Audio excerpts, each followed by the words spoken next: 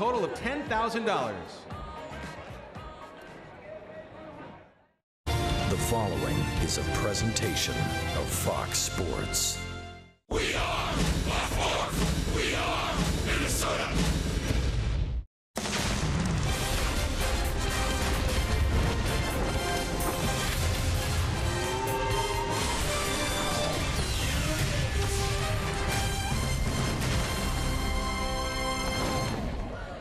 After a week on the road, the Twins are back in Minneapolis. It's for the first time this season. The home portion of the 2016 schedule kicks off this afternoon. The Twins open up against the Chicago White Sox. And good afternoon from Target Field. I'm Marnie Gellner with Twins second baseman Brian Dozier. And Brian, it's the home opener. There's a little pomp and circumstance. There's excitement in the air. What is it that is special about a home opener? Well, coming back to Target Field in Minneapolis, being back home, we've been on the road for, I think, 12 or 13 days now, and just the fact of just being back at home and sleeping in your own bed and that kind of thing is one within itself. But get in front of our own fans and get back on a winning track, and that's what we need to do. And you were very open about saying we don't want to be 0-6, but it has happened, and now we'll recover from that. And you had a little texting conversation this morning, you said, with Torrey Hunter. What can you share about the exchange you two had? Well, first off, it's evident we're not very happy at our start. But at the same time, like I told you earlier, it's only 6 games. We still have the confidence to perform and be a very good team. It'll work itself out, but we didn't get off to a good start. We got to make some changes, and I think we have.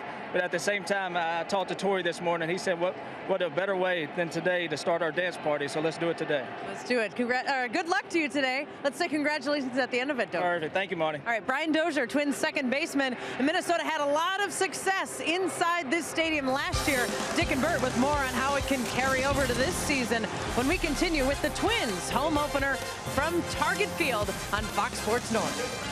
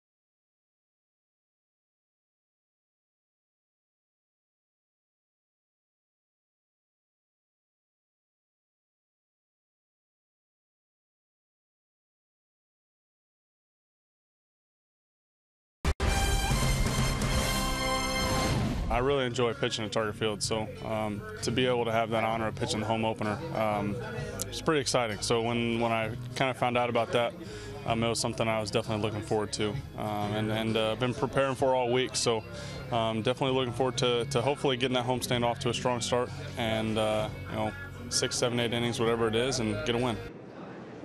Kyle Gibson has pitched very well at Target Field. He's pitched very well against the Chicago White Sox, and generally the Twins have played much better at home than on the road, and the Twins hope that that combination of factors will lead to their first win. Dick and Bert with you for the home opener, and I don't care how many times you've gone through this is a special day. It really is. You know, the fans of Minnesota have been waiting for this for a long time. The players, even though they are 0-6, they're looking forward to being at home. Why? Because, you know, on the road you want to play about 500. You want to win at home, something the Twins did last year. 46-35 here at home, and that means, you know, that usually a winning season if you can play 500 on the road. Twins didn't play 500 on the road, but they had a lot of success here.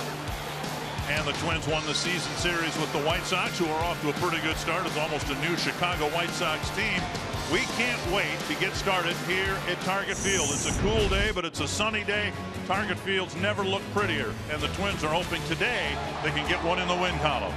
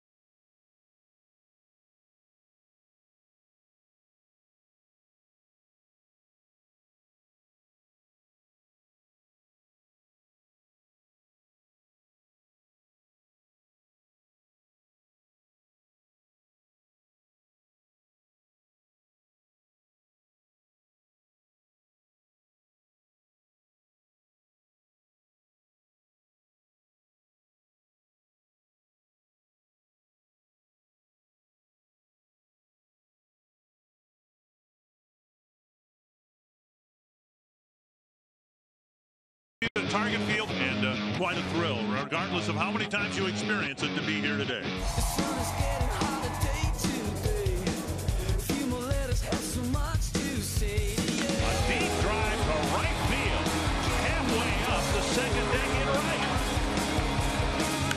Have you picture keeping close to me?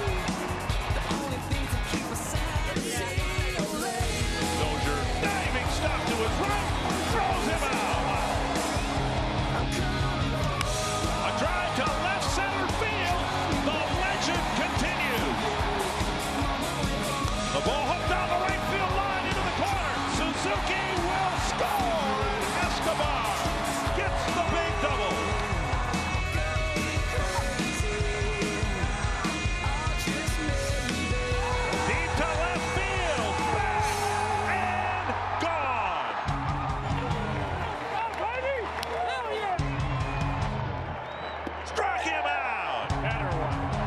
Fields gets the save.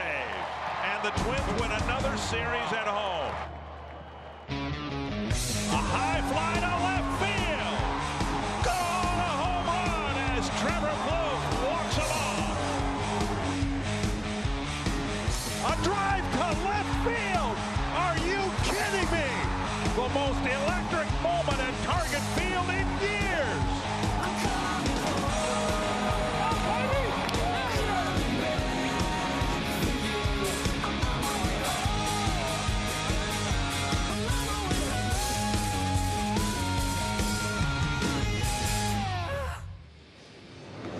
After 6 losses on the road, it's nice to be reminded that winning a baseball game is not that hard. If you do things a little bit better than the Twins have done them, you can win a game, and that's what they'll try to do here today. What makes this so frustrating, of course, is there were expectations for this year's Twins team, and except for one loss in Kansas City, they've all been really close, winnable games. So we'll see what happens here today as the Twins hope to get in the win column with Kyle Gibson on the mound. Yeah, you know what, Dick? I mean, 3-2, 4-2, 4-2, 4-3, 4-3, 7-0. That was the only bad game on that road trip. But you know, hopefully the Twins can get things going their way, and it usually starts with good quality pitching. It'll be Kyle Gibson against the White Sox here this afternoon. Well, the White Sox have the same manager, Robin Ventura, but a whole lot of new players, and they're off to a good start so far at 4-2. And the White Sox will line up this way after having been rained out yesterday in Chicago. Adam Eaton, just off the paternity list, is leading things off. He's off to a good start. A new shortstop, former All-Star Jimmy Rollins. Jose Abreu, new third baseman, former All-Star Todd Frazier. Cabrera in left field. New second baseman, Brent Laurie. Avisail Garcia, the designated hitter, new catcher, Deoner Navarro, and a new center fielder, Austin Jackson. And it'll be 28-year-old Kyle Gibson making his second start of the year. His first one came in Baltimore in Game 2. Just a little bit on the wild side. 5 walks, 1 intentional for Kyle in the 5 innings. And hopefully he will be a little sharper here this afternoon, because he has had very, very good success against the White Sox. In 6 starts, he's 4-0 with a 2.13 earned run average. And the Northland Ford defense for the Minnesota Twins. Eddie Rosario in left, Byron Buxton in center, Miguel Sano in right. Trevor Plouffe, Eduardo Escobar, Brian Dozier, Joe Mauer. The infielders, Kurt Suzuki behind the plate. Sano playing his first game in right field at Target Field. You know what? Sometimes, Dick, there are teams as a pitcher you feel confident going into a little bit more than other clubs. And Kyle last year, 4 starts against the White Sox, 3-0 with a 2.12 ERA. He allowed only 4 runs in 29 2/3 innings. So there's that confident factor. A 1.21 earned run average. Yep, 1.21. And just 2 walks, 23 strikeouts. So Gibson pitching against the White Sox. A little bit of a delay here. We've been told the White Sox replay system has not been functioning properly. Eaton in the box. And we are underway. There's a strike on the outside corner. Kerwin Danley behind the plate. Andy Fletcher's at first, Mark Ripperger at second, and Joe West at third.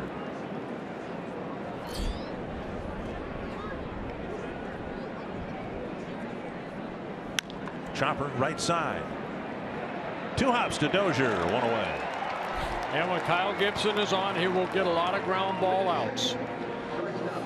Good sinking fastball, slider, the occasional curveball, something he worked on in spring training, and a very good changeup. Jimmy Rollins in the American League, playing for the Chicago White Sox. Of course, the White Sox transitioning a lot of different positions. Alexei Ramirez, a longtime Chicago shortstop, has been replaced by a guy who spent his entire career in the National League, most notably, of course, with the Phillies. Yeah, 15 seasons with the Phillies, and then last season with the Dodgers. A late signee back in February 22nd. He signed with the White Sox, a 1-year contract. And outside 2-0.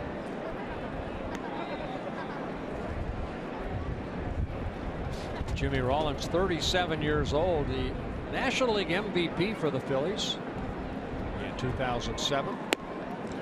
And he clips the inside corner, 2-1.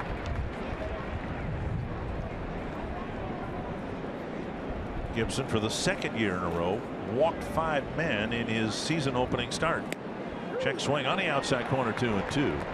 One of the walks against the Orioles, an intentional walk, but he just never was able to get into the type of groove we've seen him get into against the White Sox regularly.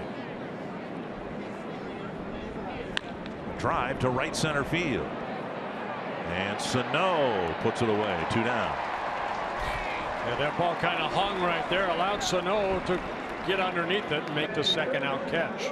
Today's cold hard facts at 39 degrees game time temperature, brought to you by Clean Crisp Coors Light. Kyle Gibson in his last 4 starts, as Bert said, just outstanding against the Chicago White Sox. Those coming last year. Kyle making his 75th major league start here this afternoon. Jose Abreu, 3 hits, 15 at bats against Gibson. And over strike 1. Abreu in his 3rd season with the White Sox, American League Rookie of the Year in 2014. After coming over from Cuba, where he played 10 seasons. Checks his swing on a breaking ball, 1-1. 30 home runs, drove in 101 runs last year for the White Sox. A couple home runs so far this year.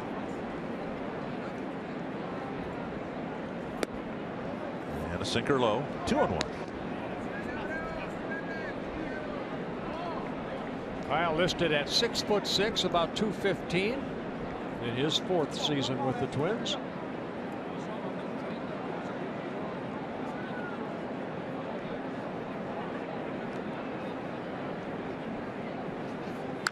Fly ball center field. Buxton should put this in his back pocket.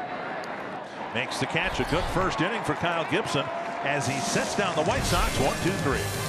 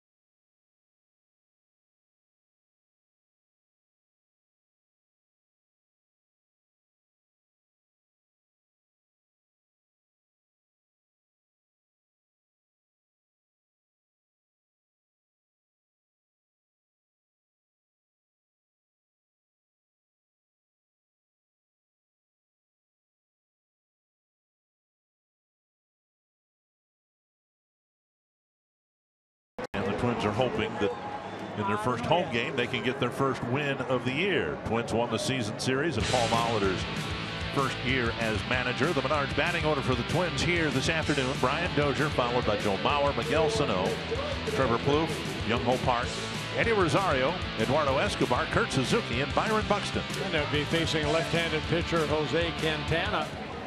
Quintana off to this is his 5th season for the White Sox. This will be his 4th full season. One guy that's been able to give some innings to that staff. 3 seasons in a row from 2013, over 200 innings.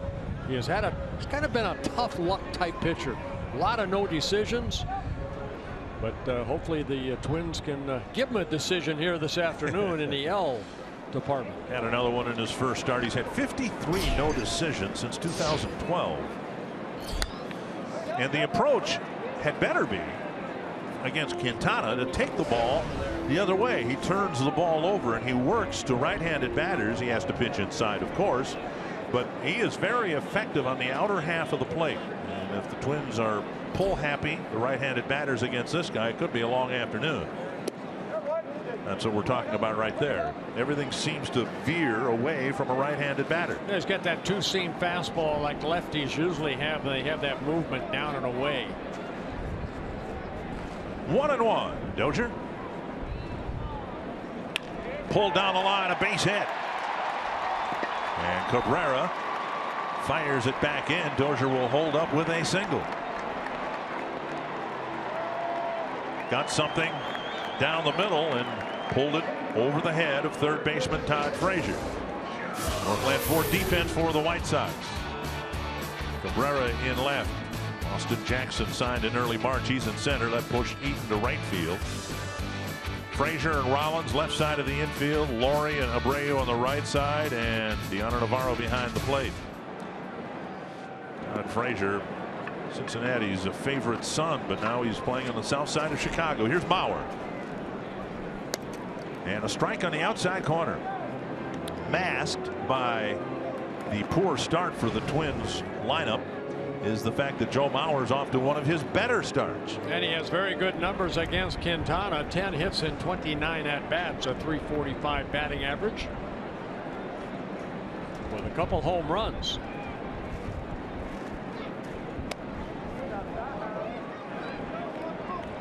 If he were to hit a line drive right over the second base bag, the ball would roll all the way to the center field wall. Look where Austin Jackson is playing a left-handed batter. We saw it in Kansas City. I was gonna say, we saw the same defensive outfield play in Kansas City, with Kane shadowed kind of where Jackson is right now. 2-1 to Bauer. Of course, the scouting report on Joe, if you're going to go in on him, you go way in, but basically pitch him away, play him away.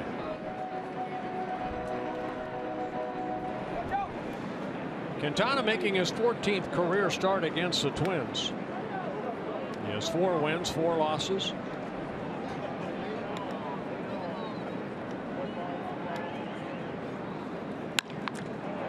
Double play grounder. 2 down.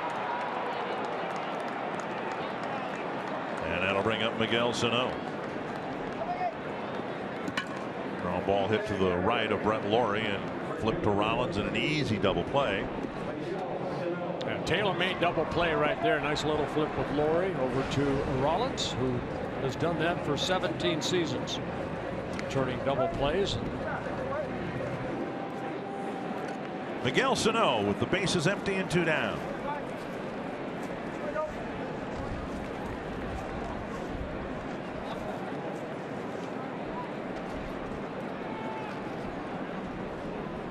Big swing and a miss.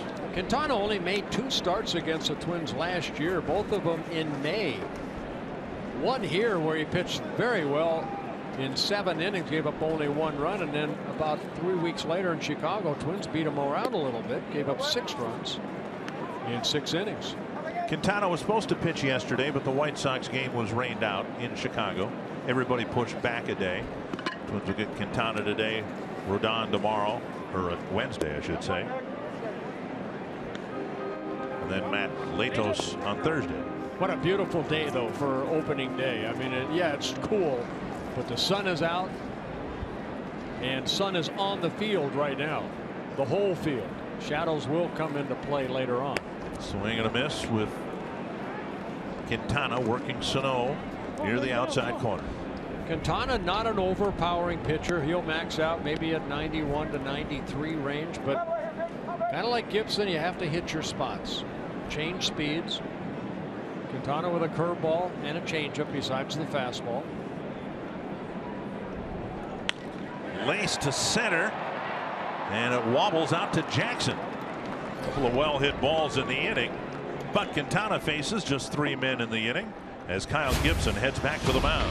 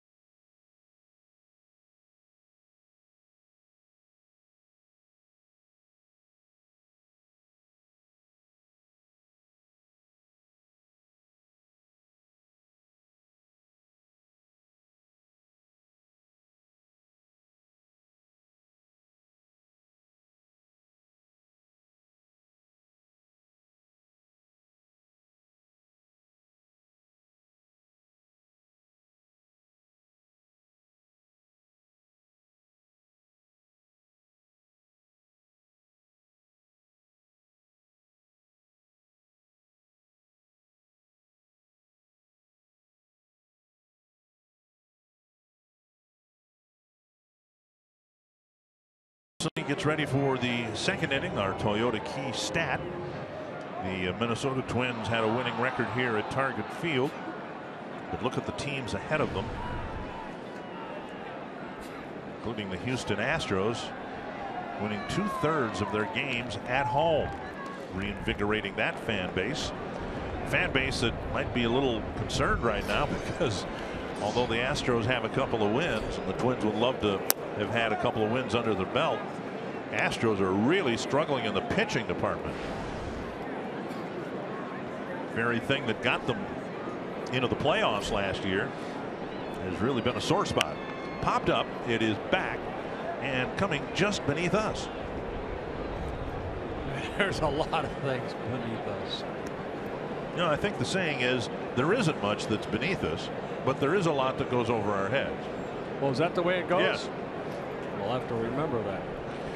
Frazier the batter, 1-1 the count from Gibson. Kind of like what I said. Pulled foul, 1-2. Yeah, Frazier new to the White Sox, as some of the other players are on this ball club. Frazier 5 seasons wore a Cincinnati red uniform. Last year, career highs in home runs and runs batted in. 35 home runs for the Reds on 157 games and drove in 89 runs. Hit .255. Two-time All-Star for the Reds. Good fastball in by Gibson. 91 miles per hour, right around the knuckles. 2-2.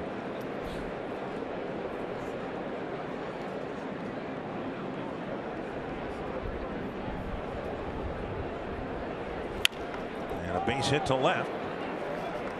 Leadoff single here in the second for Todd Frazier. Yeah, good piece of hitting right there. After a fastball in, Gibson came back with a slider, left it up a little bit. Frazier knocked it into left field. We'll bring up Melky Cabrera. Quintana got a ground ball double play after a leadoff single in the bottom of the first. Gibson pretty good at that normally. We'll see if he can get Cabrera to hit the ball on the ground at someone. Cabrera in his second season with the White Sox has played for six different organizations. Started with the Yankees in 2005. Right down the middle, a strike. Cabrera 0 for 14 against Kyle Gibson.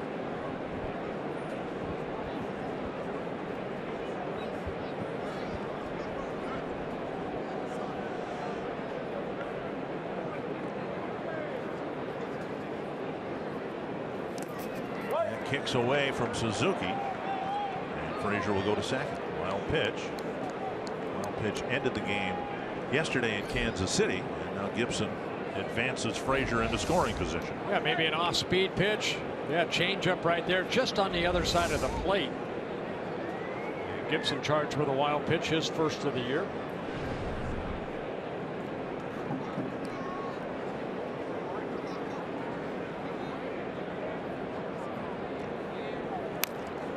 And a foul, 1-2. You saw that where that ball was, outer half of the plate, and Cabrera tried to turn it over and hit a ground ball toward Dozier or Mauer. That's his job right here, try to advance Frazier to third. It wasn't 2 pitches ago, but now the Twins found out about that in the 9th inning yesterday in Kansas City, how important getting that runner from second to third on the first out can be.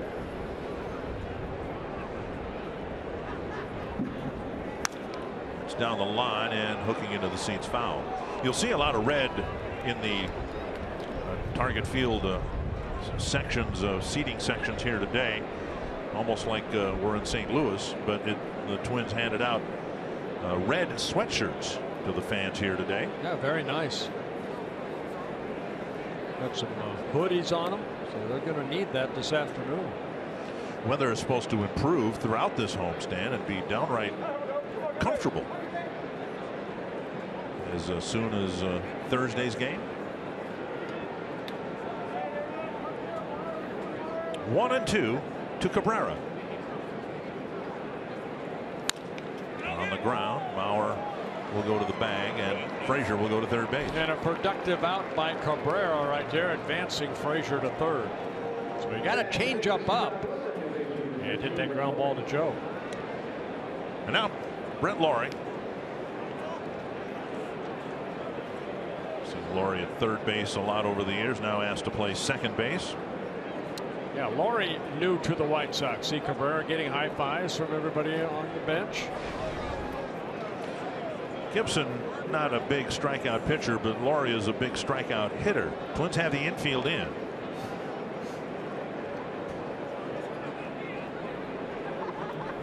Inside, ball one. Last year with Oakland, 562 at bats for Laurie and 144 strikeouts. Yeah, this is a kind of a tribute, I think, to Quintana, for bringing the infield in here in the second inning. Usually, it's very, very tough against the Twins. Twins will want to give up the first run. And Suzuki smothers a pitch in the dirt. 2-0.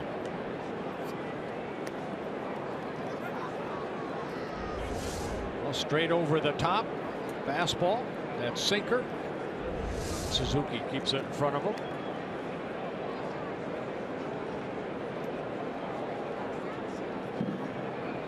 Well, the Twins averaging just 2 runs a game. Don't want to concede an early run here. Inside, now 3-0. Avisail Garcia, the designated hitter, on deck. Laurie last year with the Oakland A's in 149 ball games hit 260, hit 16 home runs.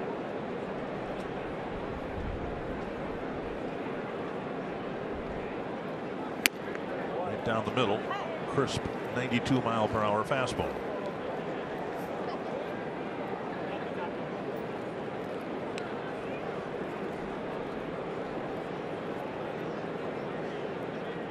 Twins need a little pop up here. Sliced foul, 3-2, and Gibson's come back from 3-0 to potentially get a strikeout here in the Laurie at bat.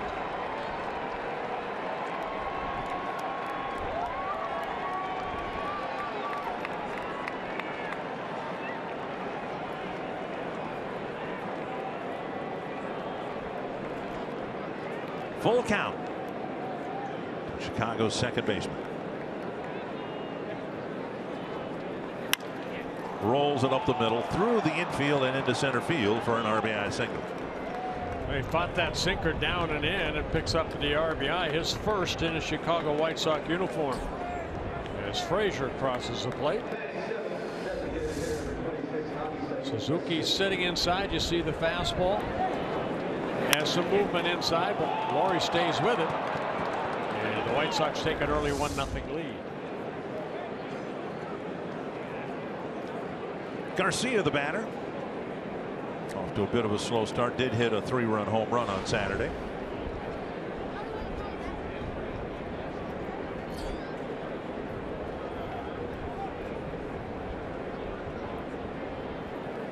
Way out in front. Is that the curveball that he was working on in spring training? That's the curveball. Just something slower than his fastball and slider. See the good break, good location. Garcia way out front.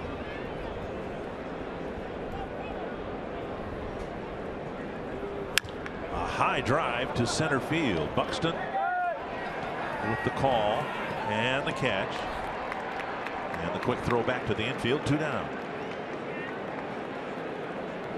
The Twins flex plan gives you the flexibility to choose your games and your number of seats. You can choose in advance or even the day of the game. So don't plan, flex plan. Go to twinsbaseball.com/flex or call 800-33-TWINS to learn more.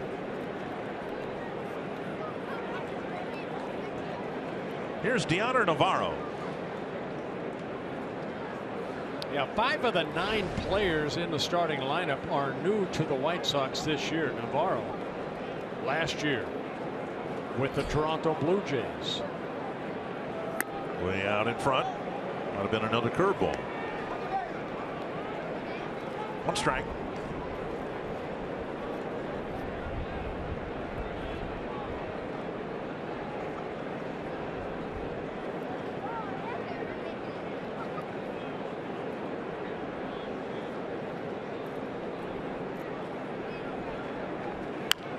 And now 2 strikes. And we'll see if Laurie's heading towards second base with a stolen base attempt. Twins have done a much better job holding on runners. There have been just 2 stolen base attempts and 1 throwout. Yeah, Laurie not much of a base stealer in his career. 0 for 1 so far this year. And Gibson strikes out Navarro. A leadoff single, a big wild pitch as it turns out. And the White Sox score first. Trevor Plouffe will lead things off for the Twins in the bottom of the second.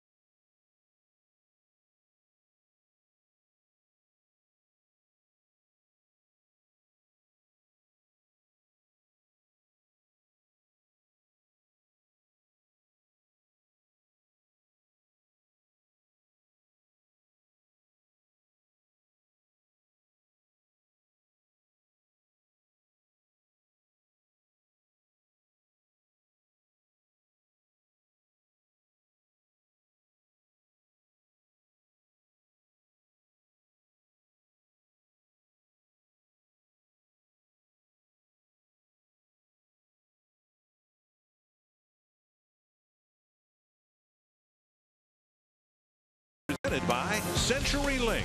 Switch to CenturyLink Prism TV for an advanced TV experience. Learn more at cprismtv.com. Brett Laurie with an RBI single, putting the White Sox up 1-0. We'll have the middle of their lineup: Trevor Plouffe, Byung-Ho Park, and Eddie Rosario facing Jose Quintana. White Sox off to a 4-2 start. They've had 4 quality starts, including Quintana's first start of the year. And Plouffe lifts it foul into the seats, 1 strike. Yeah, the White Sox started a 4-game series in Oakland and won 3 of 4 against the Oakland A's, and then they split 2 games against the Cleveland Indians as they were washed out yesterday.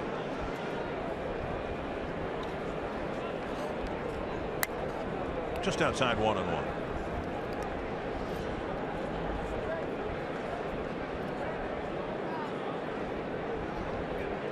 Puts in a couple of balls hard against Quintana in the first inning. Dozier's single. Sano's lineup. Now a fly ball to short right. And Eaton makes a foul ball catch for the first out. And that'll bring up Byung-Ho Park. Batting 5th. Designated hitter number 52, Byung-Ho Park.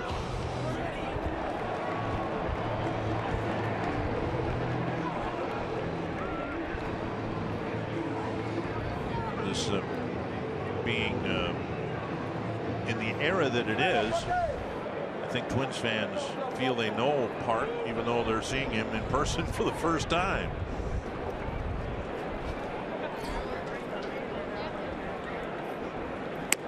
The Twins, incredibly, came into the game today with 3 players with 11 strikeouts before their 20th at bat. Sano was one of them. He just had his 20th at bat. He struck out 11 times. Park is another, 18 at bats, 11 strikeouts. Buxton, 19 at bats, 11 strikeouts. Now, if you had one of those guys, it would be newsworthy, but the Twins have 3 of them. Well, 72 times they have struck out so far this year in the first 6 games, and you hope they're getting it out of their system. Well, so far 4 at bats, 4 balls put in play. Park up there with a 1-2 count.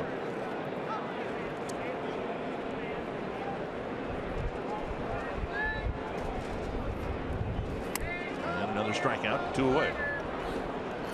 With 2 gone and before Eddie Rosario's at bat, let's check in with Marty Gelder. Guys, yesterday in Kansas City, Eduardo Nunez had a great day at the plate, going 4 for 4. But in his 5th at bat, he was drilled by a pitch in the forearm. Nunez eventually left the game. In our Sanford Health injury report, it's just a bruise for Nunez. He told me today, though, that when it happened, he had no feeling from his elbow to his fingers other than the pain, and he thought for sure his arm was broken. Happy to report, though, it's just a solid bruise for Nunez. He said he'd be good to go if he's needed today. Yeah, that's good news. Yes, he did have quite a day yesterday at the plate. 1 strike to Rosario. Twins had a 3-1 lead going to the bottom of the 9th in Kansas City. Ended up losing 4-3 in 10 innings. Outside, 1-1.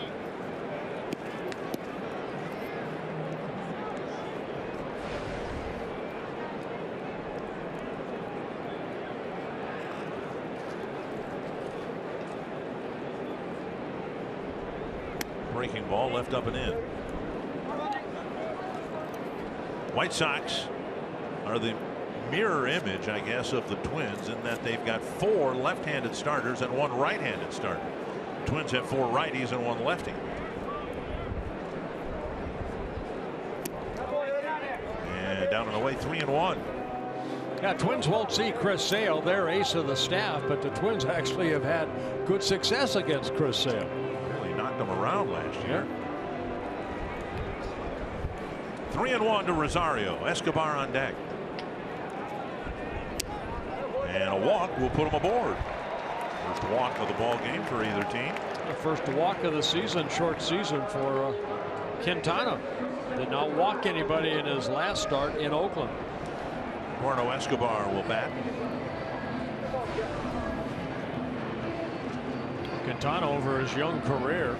This is his 121st major league start, averaging 2.3 walks per 9. Very, very good control wise. Dozier was aboard to start the ball game. Dozier a base stealer, so is Rosario. Dozier never took off, ended up being doubled off. Rosario can steal a base. Quintana has 13 pickoffs in his career. Strike 1 to Escobar. Base stealers against him. They have been successful 34 times. They have been caught 20 times. And getting ahead in the count, very important. Quintana doing that.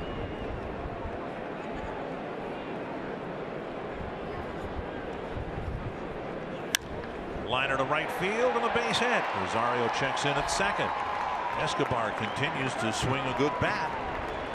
2 aboard now for Kurt Suzuki. You know, he probably more than any other Twin batters, what we've seen is take where that pitch is, go with it. Don't try to pull it. And this pitch looked like it was down and away, and instead of trying to pull the ball, he just took it the other way. Outer half of the plate, lines it into right field. 9th hit of the season already for Escobar. Tying run at second, 2 down, and now Kurt Suzuki.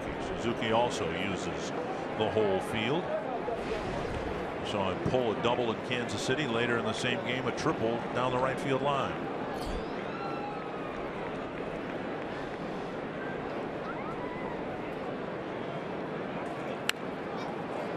And foul back. 1 strike.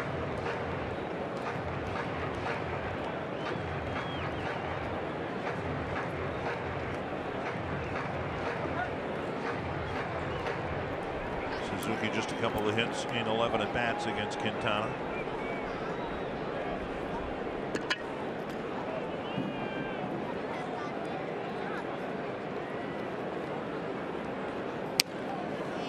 He's trying to take advantage of a gift base runner. Rosario, not the easiest guy in the world to walk, yet Quintana walked him with 2 outs. Now a single by Escobar. Twins will need 1 more hit to get on the board.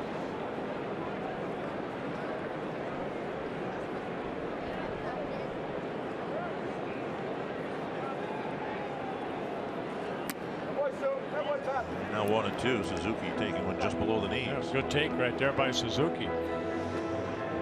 Quintana, one thing too, he is a strikeout pitcher, averaging 7.3 strikeouts per 9 innings. Had 7 strikeouts in his first start against the A's.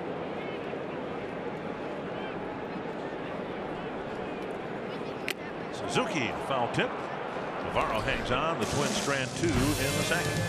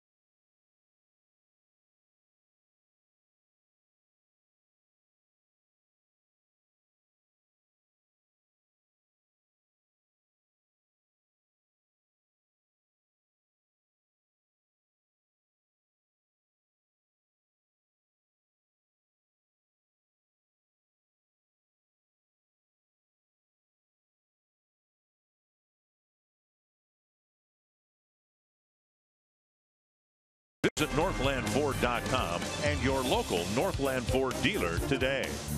And by Grand Casino. The best stories start here. First run of the game went to the White Sox in the second inning. An RBI single from Brett Lawrie. Austin Jackson will lead things off for the White Sox in the third. Yeah, Austin Jackson signing late with the White Sox. Just missed the outside corner. Ball 1. Jackson last year with the Seattle Mariners and the Chicago Cubs, didn't sign with the White Sox until March 6th. Way out in front of that slow breaking ball. Of course, the Twins saw a lot of Austin Jackson when he was a member of the Detroit Tigers for 5 seasons.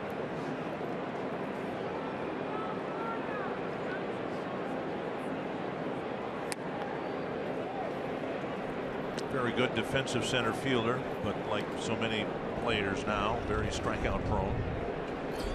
2-1 from Gibson.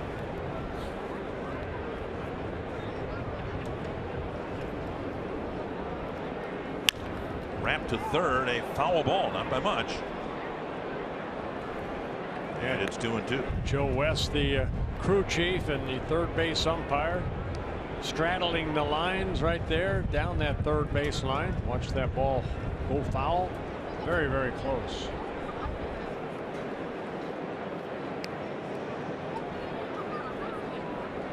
Jackson just 1 hit in the 11 at bats against Kyle Gibson.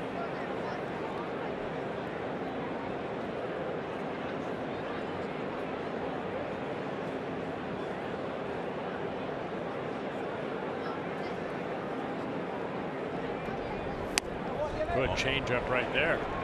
And a strikeout. Second in a row for Gibson. First out of the third inning. Second of the ball game. Pulled the string right here. Jackson way out front. You see the changeup has some sink to it. When we had Kyle on the air during our spring training telecast, he talked about the addition of a curveball and how just throwing it. I think that was it right there. Throwing it allowed him in spring training at least to get some called third strikes on his changeup, which he said never used to happen. He'd get a swinging strikeout with it, but hitters were up there thinking, well, Comes to the right side. Dozier scoops it up. He retired for out number 2. Hitters would be up there at least thinking about another pitch, and they'd be frozen on the changeup. Well, you can use your curveball. He doesn't overthrow his curveball. It's almost like a changeup speed. You know, when you're known as a sinker slider type pitcher, you can see as high as 93 so far in the ball game, as low as 78, and that might be a curveball over the changeup.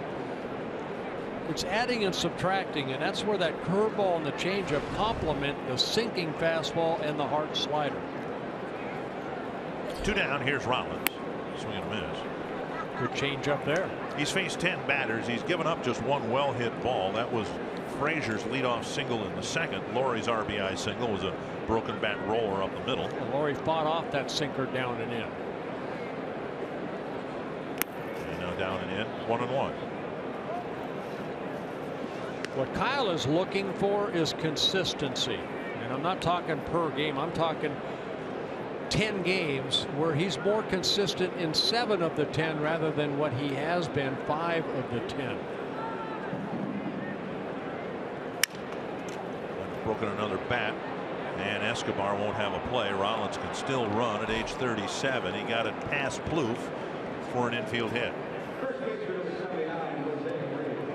Gibson breaking some bats here this afternoon. Our Carsoup.com trivia question: which team has been the opponent for the most Twins home openers? Stands to reason it would be someone in the American League Central, right?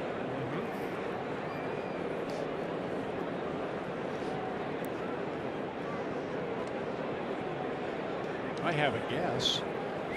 That's all we ever only do a anyway. guess. Yeah. What do you think? I think it's the Tigers. Okay. Here's Abreu. I'll go with the White Sox just because they're here. They're here. And there's one in the bank right there. Yeah.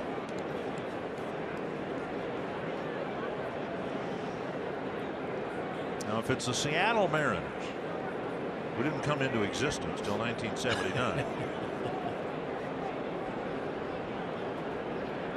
Keep an eye on Rawlings, even though he is, like you mentioned, Dick, 37. 465 stolen bases in his career. Of course, not stealing the bases that he once did when he was with the Phillies. Last year for the Dodgers, 12 stolen bases in 20 attempts. Swing and a miss. And you probably want this guy to swing the bat over trying to steal a base. I think generally we might be seeing the re-emphasis of the stolen base. It's not just the Twins. Teams are striking out at record paces throughout baseball in both leagues. And of course, when you strike out, runners can't advance. So maybe there will be more of an emphasis placed on the running game, not just stealing bases, but running from first to third on a single. There's a chopper to third. Plouffe digs it out. He's got plenty of time to flip to Mauer, and Mauer needs all of his 6'4" frame to haul it down.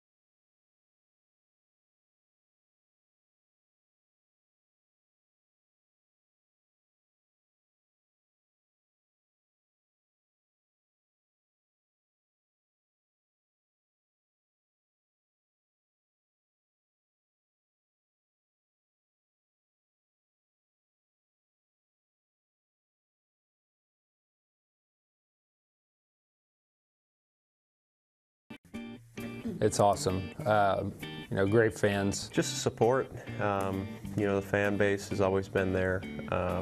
For me, it means a lot because a lot of them are my family and friends. We love playing those, you know, sunny day games with the packed house and Target Field. Beautiful stadium. The city is, you know, awesome. Absolutely love it there. It creates a really fun atmosphere to play in. So fans, we appreciate it. You all have been great to us. When the Twins introduced, got a nice warm welcome from Twins fans. Byron Buxton takes outside ball one. Todd Frazier, the third baseman, is playing in on the grass. Buxton bunted successfully in the 9th inning last night, and with all this left-handed pitching the White Sox have, that type of bunt, foul back 1-1, might be in play here. As it was a pretty good bunt. He dropped down yesterday with a right-handed pitcher on the mound who was able to get to the ball, but a lefty might not even be able to get to that I was going to say, Quintana, when he throws that ball, releases it, of course, your momentum goes toward that third baseline. And a drive to left field, and losing it in the lights, or in the sun, I should say. Cabrera is able to make the catch. Another well-hit ball for an out. One down. Let's go to Marty Gellner. Guys, there are a couple of new areas at Target Field out in center field. The area above me is called Minnie and Paul's. It's open to the public. It's kind of a Minnesota-themed food and beverage area. And the place where I'm standing is called Catch. It's an all-inclusive area for about 120 people. They are seated at the railing here. There's another section of seating. There are tables behind me, kind of a lounge area with some couches. They've got TVs. Every fan has this television in front of them, too, where you can see the game, you can see replays, you can look up stats. It's a really unique area.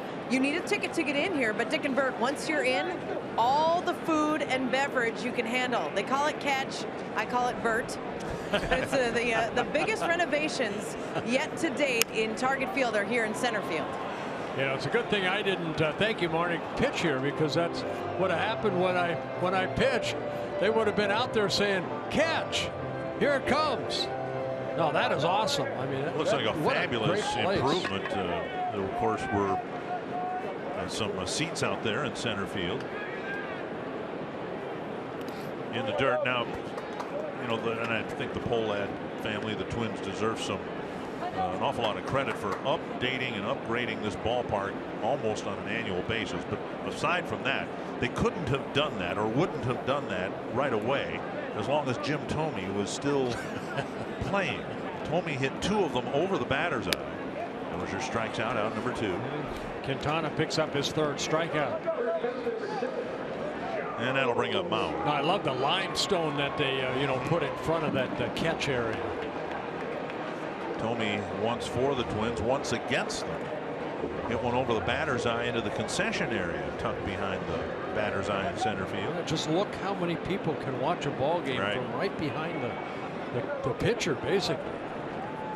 2 down, and here is Mauer. It's like you're playing center field. Fouled back. Twins have hit some balls hard first time through the order. Dozier lined a single. Sano lined out. Escobar hit his single sharply. Buxton. But the White Sox lead it 1-0.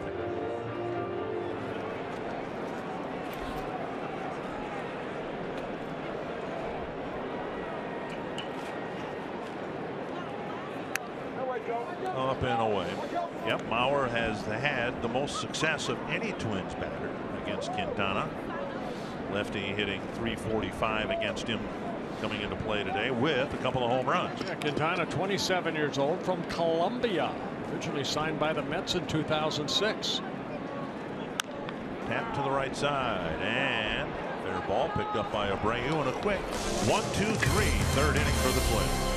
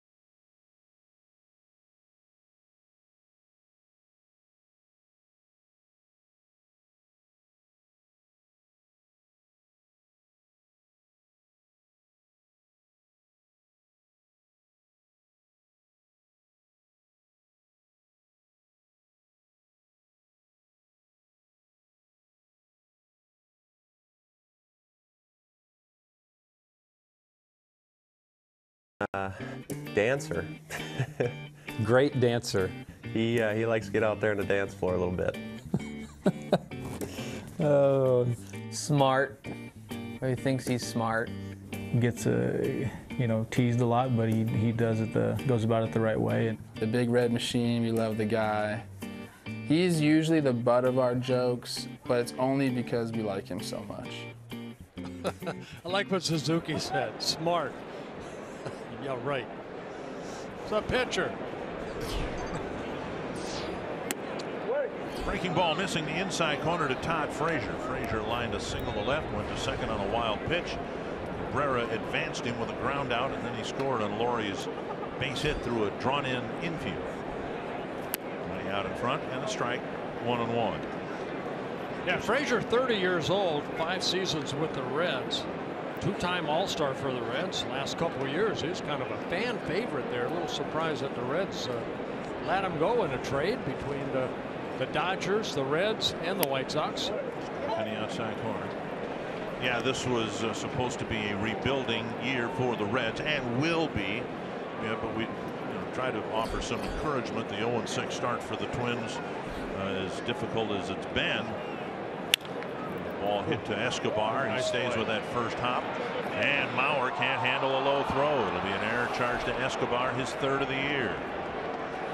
Yeah, Frazier hit it sharply. The one hopper to Escobar has plenty of time to make a good throw, but on a cold afternoon day, sometimes it's hard to grip that baseball.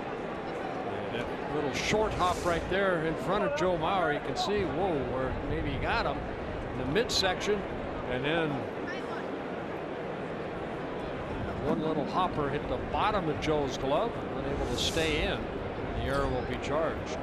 Frazier aboard, leading off the inning again, and the White Sox executed and got him around to score in the 2nd inning. Here's Cabrera. Ball 1. Cabrera advanced Frazier from 2nd to 3rd after a wild pitch. He's 0 for 15 against Kyle Gibson. But the last out was a productive out.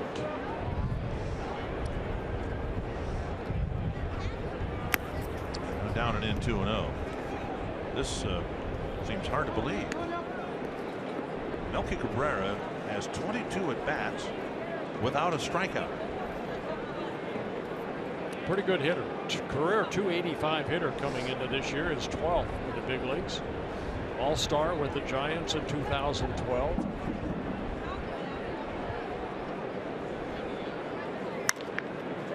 Dozier gets the 2nd hop. Out there. And they're calling him out. The ball coming free on the exchange. There would not have been a double play. Escobar would not have been able to double up Cabrera. And now here comes Paul Molitor, who may question the slide at second base of Frazier. He charged out of the dugout, but then before he crossed the line, reversed field. The White Sox are going to look at it, and I think that's what Paul was alerted to, that no, wait a second, let's wait and see what the White Sox do and then respond. Well, you see, he has a ball in the glove, and in the exchange, there's nothing wrong with the slide. Well, you hope that they don't say there's something wrong with that slide. The White Sox won't challenge the fact that Escobar caught or didn't catch the ball, or did or didn't have his foot on the bag. It's an out at second base, which is all the Twins were going to get on that play anyway. Cabrera reaches on a fielder's choice. You know, Frazier did that slide properly. I mean, he slid, you know, at least looked like 8 to 10 feet before the bag. Still don't like the rule, but it is what it is.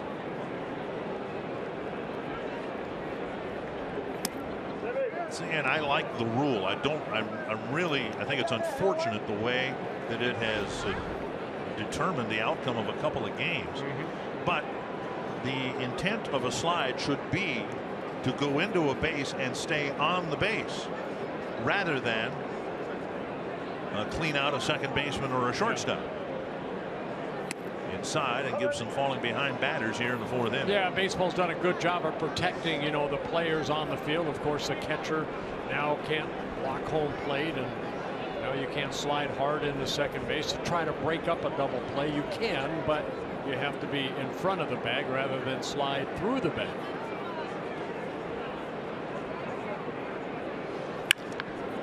Blister to center, a solid single for Laurie. He's taken Gibson up the middle twice. Well, here are the games in the season's first week. 2 of them determined on double plays that weren't completed. Now this one, you can see Batista grabbed the back foot. Right. That's he's out. Yeah. And then the second one, I didn't understand, because I was under the impression that the throw had to at least be made to complete the double play. And here the Brewers never even made the throw. Exactly. And that's not how I understood the rule would be interpreted. Here's Garcia, runners at first and second, 1 down. Down and in, and Gibson again falling behind these Chicago batters. Well, they can look at it, like the umpires did. It's basically up to the umpires to determine if they thought that if he was going to throw the ball, then probably yes. But for a force out, no. We'll show you the new rule as it's in the rule book. Breaking ball over for a strike. Kyle needs one of his double plays. He had a double play turned behind him in his first start in Baltimore. 27 double plays turned behind him last year. He had 32 starts. Only Mike Pelfrey had more as a Twin last year.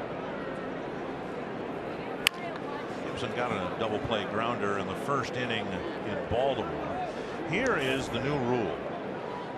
And I never thought I would see in any rule book the term bona fide, but there it is.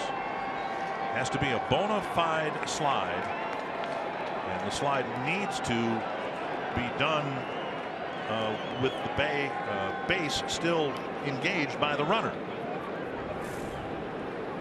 1 and 2 to Garcia. Blocked nicely by Suzuki.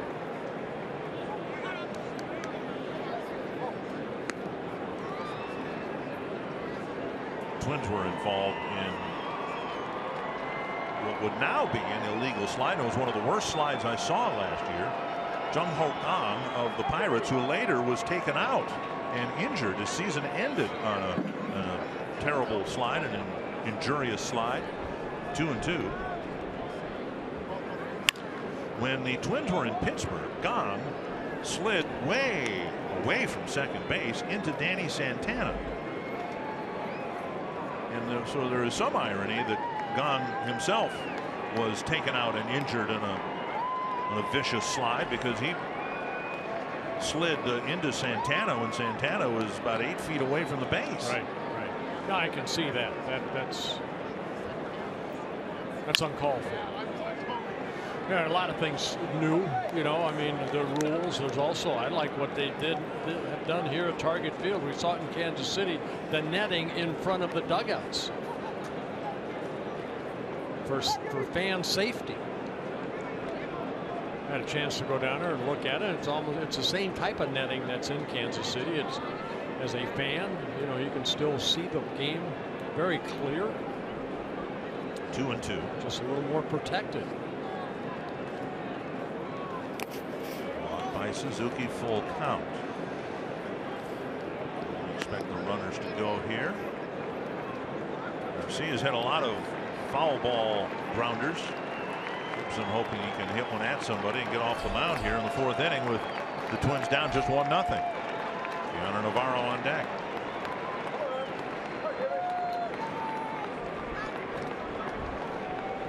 See what they want to throw here. Good sinker down, hopefully get a ground ball. He missed. A walk to fill the bases. Tried to sneak a changeup. Number 8 batter up in a big spot with the bases loaded, 1 out.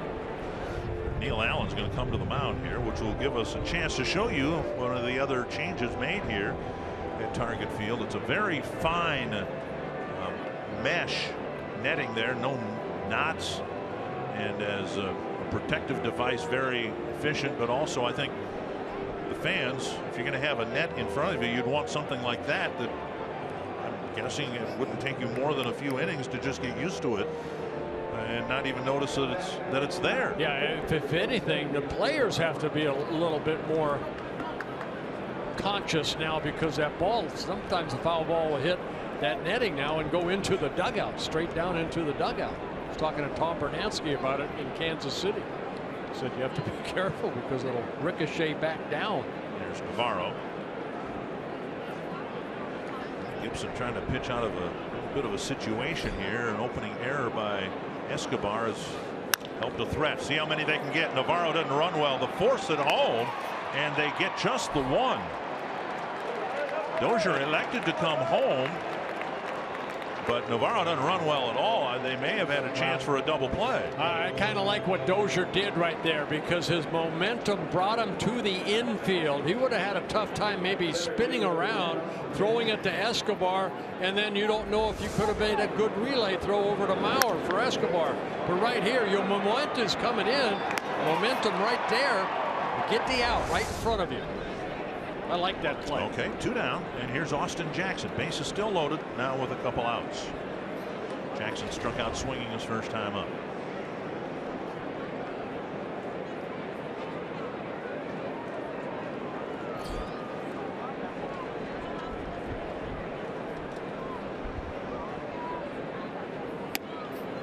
Get that inside corner with a breaking ball again, but missed. Baltimore Orioles are at it again. They scored 3 runs top of the 9th at Fenway Park. They lead Boston 9-6. Still undefeated on the year. The only team in baseball without a loss. Yeah, 5-0 coming into today's play. Pulled foul. You know, Kyle right now, I see him trying to work everybody in. He's not getting away enough. These hitters will adjust. Spot here for Gibson. I believe the base is full, already down 1-0.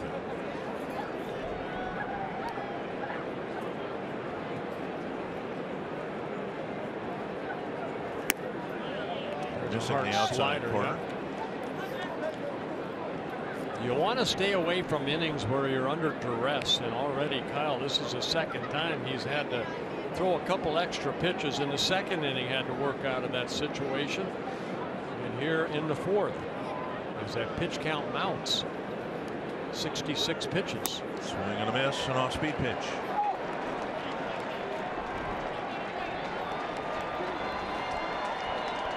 Been a long inning. Yes. It started with an error charged to Escobar. Single and a walk to follow, but so far the White Sox haven't cashed in.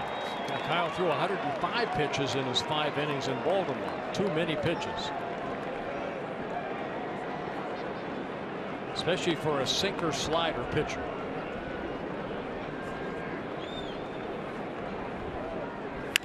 A deep drive to the left field corner. Foul. And just foul. Just foul. And Joe McEwing and Avisail Garcia looking in the Chicago dugout like, you better take a look at that. Someone in the Chicago dugout, I think it's Frazier, claiming that he thought the ball caromed off the foul pole. Well, there's not much room between that foul pole and that limestone. We'll see where the flight of this ball goes. Oh my, by inches.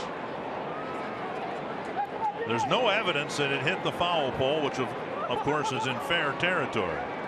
You would have had a little movement of that ball. Oh my goodness, you saw the shadow of the baseball. Now the umpires, this is not a situation where the White Sox have to ask for a review. The umpires can review this on their own.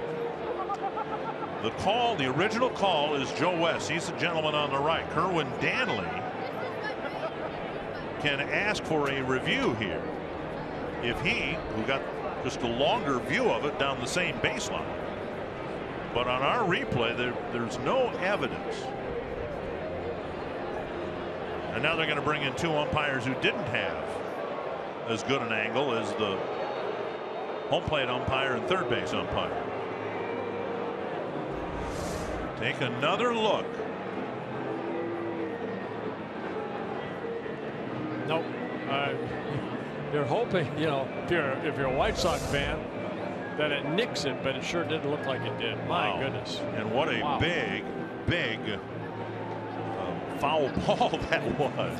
It's the difference if Gibson can get Jackson here. It's the difference between 1-0 and 5-0. And I did that in my head. Oh, wow. Minnesota man. And now Robin Ventura will hope that Jackson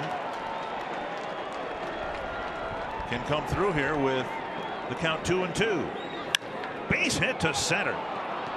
Laurie scores. Garcia being waved around. Buxton's throw coming through on a hop. It's a 2-run single and a big at bat. Big pick me up for Austin Jackson. Well, Jackson picking up his second and third RBI. He's got a fastball up and lined it right back up the middle. After almost hitting a grand slam, he knocks in 2. Yeah, pitch right down the heart of the plate. Suzuki, I said, you know what? These guys are going to make an adjustment. That ball was left right there. Got to work the outside part of the plate. So the White Sox eventually do take advantage of the Escobar error. And it's 3-0. Adam Eaton's bounced out twice already to Brian Dozier.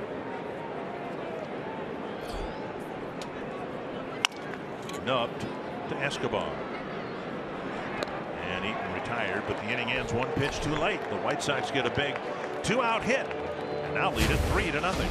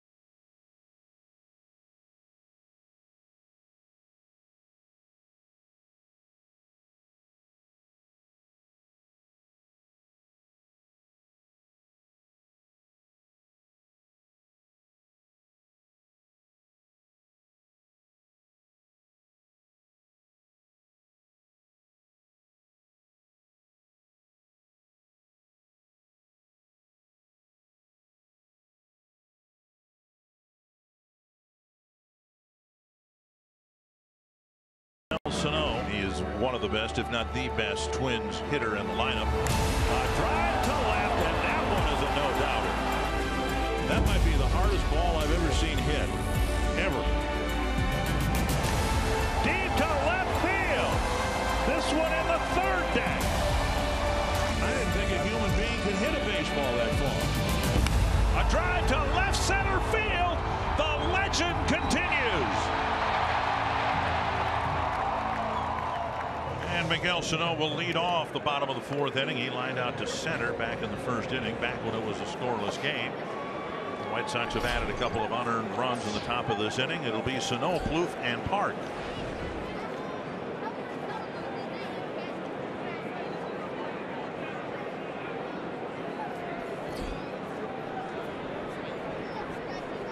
And up and away, ball 1. Well, shadow's starting to come into play now as that shadow is starting to creep toward the pitcher's mound. Pitcher still in the sun. Hitter in the shade. And not 2-0. If I remember correctly, Roy Smalley has said it really becomes a problem when the shadows are over the mound. Right. And the batter's eye is still illuminated by the sun. So we're just about there. And now missing inside 3-0. Rosario drew a 2-out walk in the second inning, and now Quintana in danger of walking the leadoff man here in the He's fourth. got to take a pitch right here. You don't want to go 3-0 and swing hard because Twins need base runners. And he takes a strike. Yeah, there's a time you get the green light, and there's a time not to. And if it was still 1-0. Right, then you might have the green light. Go ahead and look for that one pitch you could drive out of the ballpark. Foul back now, 3-2. Good swing right there. Hasn't connected yet. No. 3 hits, all of them singles, 3 walks, and 11 strikeouts. Yeah, you know, in that Kansas City series, I used the term squaring up the ball, you know, just making good contact. Twins are just missing by a little bit. It's there. They just haven't found it yet. The consistency of good contact. Ooh. And Quintana thought he had it at the knees. He froze Sano effectively, but according to Kerwin Danley, just missed getting a called third strike, and Danley's hearing it from the Chicago dugout. Yeah, second walk for Quintana. Ooh. Lower part of the strike zone. Fox Tracks presented by Jeep. Of course, in yesterday's game, Sano was called out twice and was ejected after the second called third strike by John Hirschbeck when he argued. Here is Plouffe. Ball 1. Paul Molitor, talking of the ejection, said it didn't surprise him. Didn't want to justify it, but it didn't surprise him because this has been a very frustrating first week. Not just the ball coming back and over the screen, not just for the team, but a lot of individuals like Sano. Sano counted on very heavily by the Twins this year to just do for a full season what he did in half a season last year. Yeah, believe me, I mean, this game can get frustrating, you know, very much so, because you expect so much out of yourself, and last thing you want to do is maybe taking that bat away from you.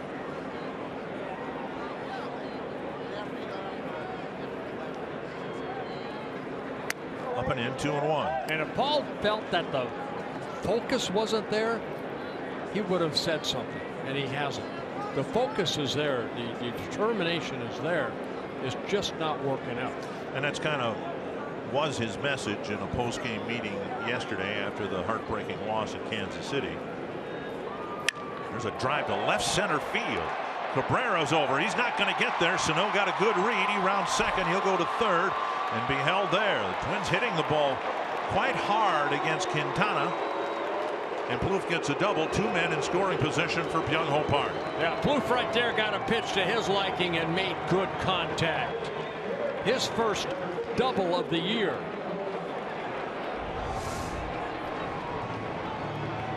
Yeah, a little breaking ball right into the swing for Trevor.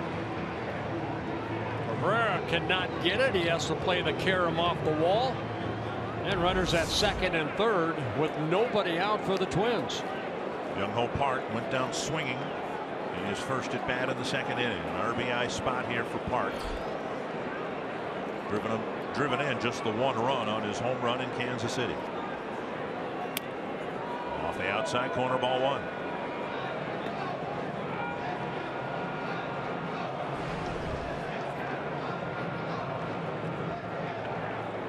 Whoever it is, this is what you want your number 5 hitter up in a situation like this. You're down 3 runs. You have 2 men in scoring position, nobody out. Something good should happen here. Swing and a miss. Again, for Byung-Ho Park, this is all new to him, and you know, talk about pressure coming over from Korea with those great numbers. Can he do it here? Twins hope so. He hopes so. They're swing and a miss, and I guess that's been the alarming thing, knowing full well that in Korea he was a strikeout hitter. A lot of power, but with that comes a lot of strikeouts. There's just been so many swings and misses. Yeah, 12 strikeouts and 19 at bats. Field back. Park trying to put one in play here.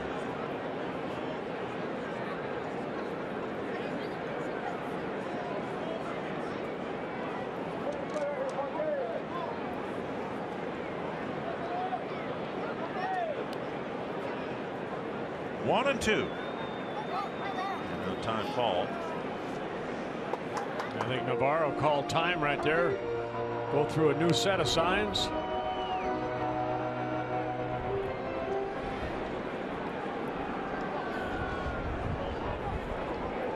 Quintana with 3 strikeouts in the ball game.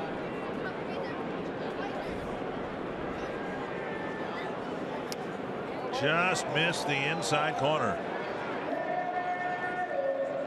Quintana has just missed. This inning started, this threat started with a close pitch taken for ball 4 by Sano, and that one looked like it had the corner, according to Fox Tracks.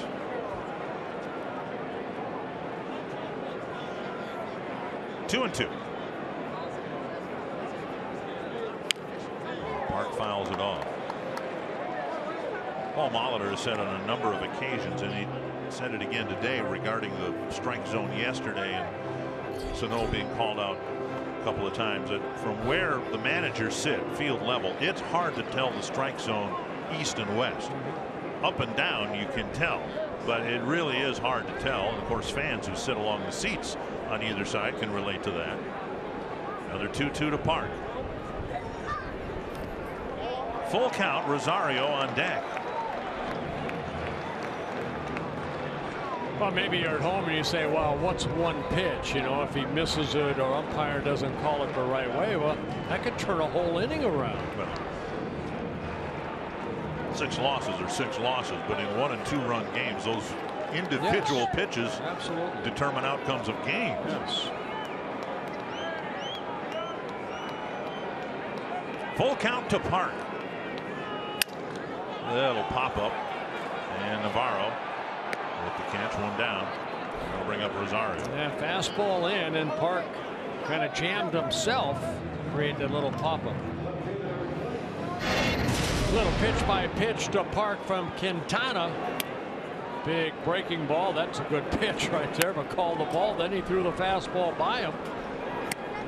Another fastball by him, and then he used the cutter and just missed right there. Good pitch.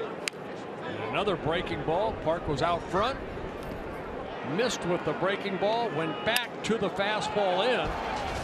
Park popped it up. Here's Rosario. Drew a walk his first time up against Quintana. Swing and a foul. We've seen the White Sox execute. They manufactured a run after the leadoff single, took advantage of a wild pitch, got a run in on and out, or excuse me, on the base hit by Laurie in the second, and then got a big 2-out single to make it 3-0. And the Twins haven't been executing in the few situations they've had, like this one here in the bottom of the 4th. And Rosario takes up 1-1.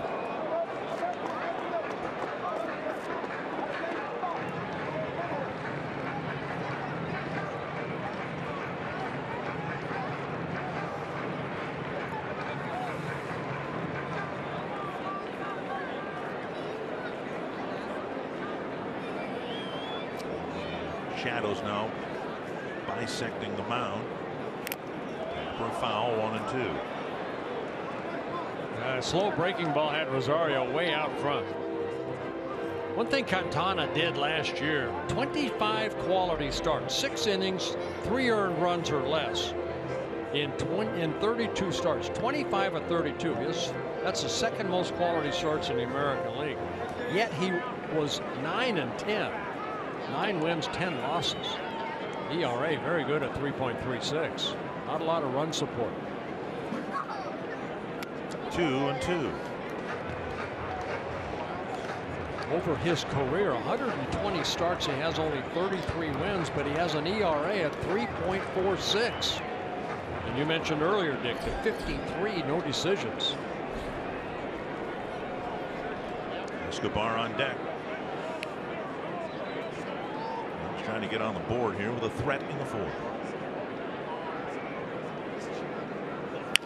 Crack foul like Gene Glenn. You know what that tells me? All those no decisions and the 33 wins on 120 starts, you better go 9 innings. You better not rely on somebody picking you up. Twins saw Volquez in the Kansas City series. He almost broke my record. It was a couple of years ago when he had 17 no decisions in 1 year. I had 20. And I didn't go none. Is that when you were with the Pirates? That's when it was Pirates. So yes. you were pinch hit for, I would imagine. Yeah, I was quite a bit. 12 and 5 with 20 no decisions. Well, the Twins have forced Quintana to throw 23 pitches here. He still has just the 1 out. He's trying to wriggle his way out of a jam. Gibson came close to doing that in the top of this inning, but didn't. Another 2-2 coming to Rosario. And he fought off a nasty pitch. He was fooled terribly by that pitch, but he was able to get a piece of it. I think his long arms helped him right there. Watch how far he is out in front. He just reaches out and able to at least foul it off. Sano saying, come on, knock me in.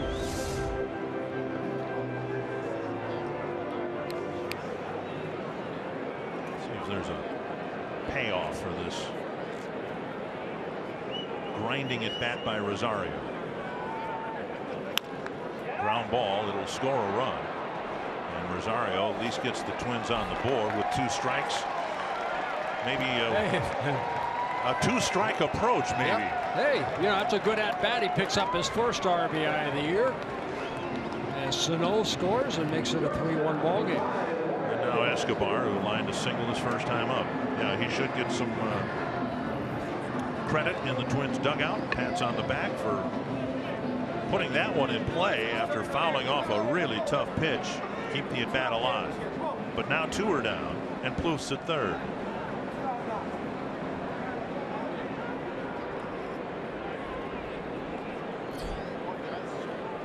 Pitches up, ball 1.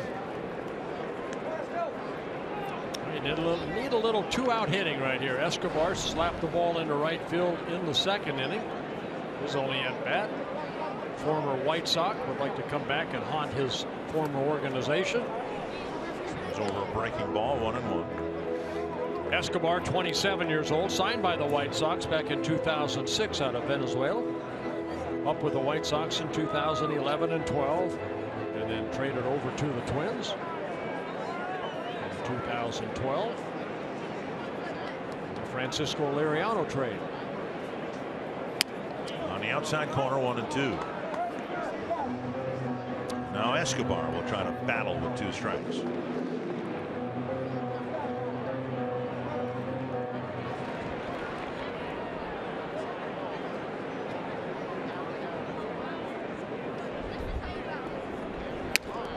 Third strike. Twins get a walk and a double, get just 1 run out of it. It's 3-1 Chicago.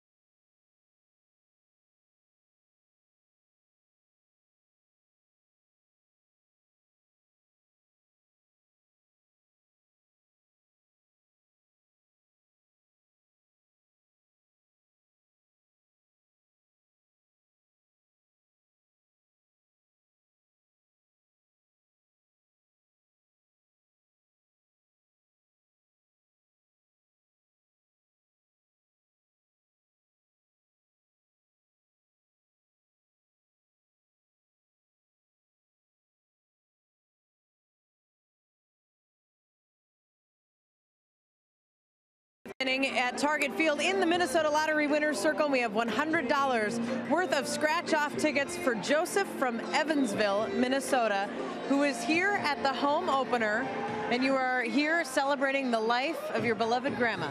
Yes, she passed away last Tuesday. So last Tuesday, and your grandma's name? Was Flavian. Flavian, and how big of a Twins fan was Grandma Flavian? Oh, she was a really big Twins fan. She would even sometimes yell at her TV if the Twins weren't doing too good. She might be yelling a little bit today. Oh, but yeah. cheering. Yeah, she's probably doing a little both. Well, congratulations for being our first winner of the season, Joseph. $100 worth of scratch-off tickets and a circle from Bert's. Guys? Thank you. Yes, congratulations, and Grandma, you're in our thoughts. You are hereby circled. I do that from time to time. I yell at my TV. Nothing wrong with that. I just do it on sitcoms. I don't do it for sporting events. If somebody says something and I don't particularly think it's funny, but the laugh track is on, and then I yell at my TV. Quick out, Jimmy Rollins. It's a fly ball to Rosario. Here's Abreu. You know, we both have a Twitter account, and on my Twitter account, I have a nice tweet from somebody that says, can you wish my grandma Joanne Hardy happy 81st birthday? Doesn't say where she's at, but Grandma, if you're watching, happy birthday to you. Abreu 0 for 2 and a fly ball to center and a ground ball to third.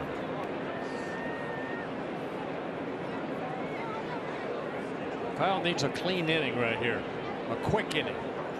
He had a 1-2-3 first inning, and that's it.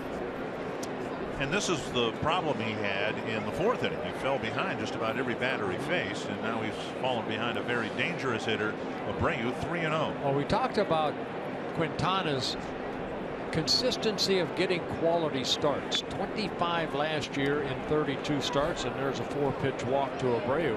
For Kyle Gibson, this is his 35th major league start. In the first 34 starts, he has only 34. Or 74 starts, he has only 34 quality starts. And now for our Let's Motor player profile, brought to you by BMW Mini. Todd Frazier, acquired in a 3-team trade. 64 home runs the last couple of years. Placed second in the home run derby here at Target Field, then won it the next year.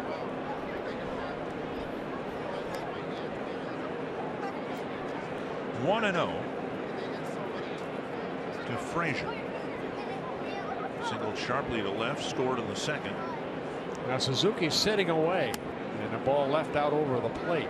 2-0. Again, control of the outer half of the plate. He has no trouble pitching inside, Kyle Gibson, because he has that good two-seamer. He's got to control that outer half of the plate so you can work both sides of the plate consistently. Saw Ian Kennedy do that so well for Kansas City in his outing. Inside, outside, outside, inside, but never it seemed down the middle of the plate. Volquez did a good job of that too yesterday. 2-1. Gibson's due to get a ground ball hit at somebody. There's a better fastball away. You can have a four-seam fastball. More of the straight fastball is a four-seam fastball. Then you have the two-seamer, which is Kyle Gibson's sinker. So you have two pitches in one pitch, the being the fastball.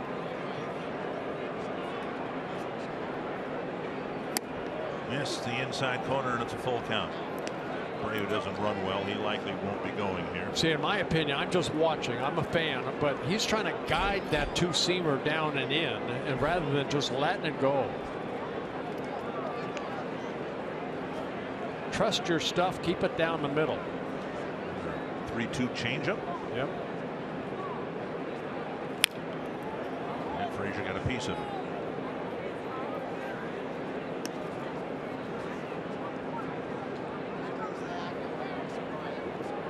Sox have had a black hole at third base for many, many years. Now they figure Frazier's going to fill that for many years to come. Yeah, he's very steady at third, and you know, you mentioned earlier, Dick, 4 of the 5 starters are left-handed pitchers, so you know, A lot of righties are going to pull the ball. You need somebody at third to cover some ground and to pick it over there. To center, Buxton with the catch, and finally Frazier's retired. And there's a fastball away, and you tell yourself as a pitcher, why'd I throw 4 or 5 pitches when I could just throw that fastball away and hit him, make him hit it a fly ball to center.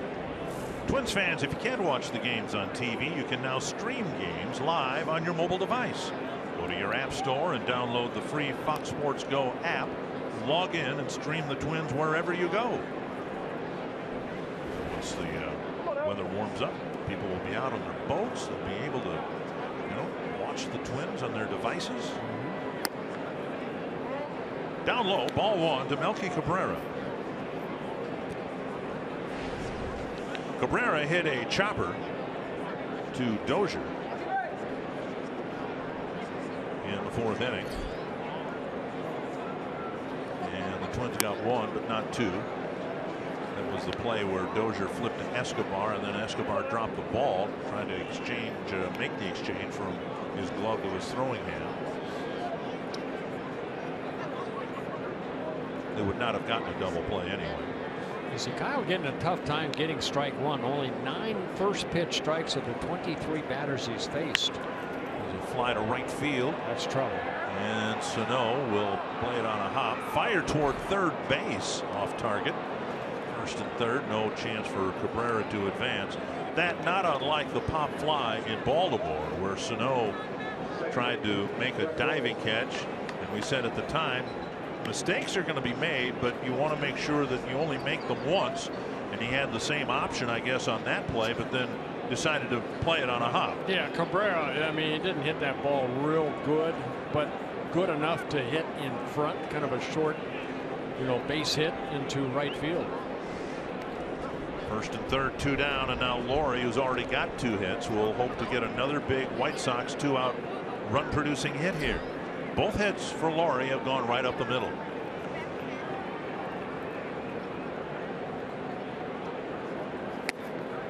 And there's a first pitch strike on an off-speed pitch.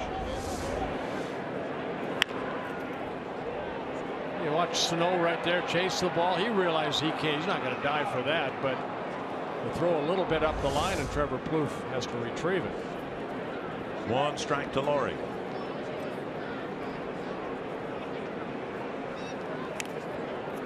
Got his hand, and that'll fill the bases. Now Paul Mahler is going to say it hit the bat. Remember, we had it was a Trevor Plouffe, I believe, in Kansas City. Right. Had the ball hit the knob of the bat, and it stung his fingers, but it hit the bat. And Laurie's walking beyond first base.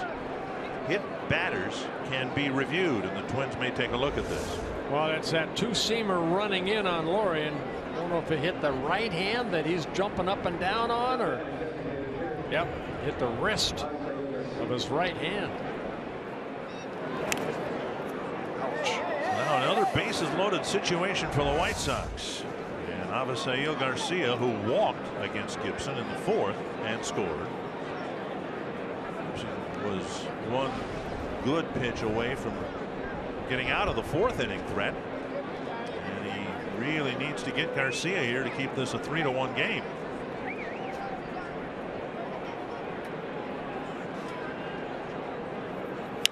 High fly to short left, and Rosario is under it to end the inning. Gibson leaves them full in the 5th.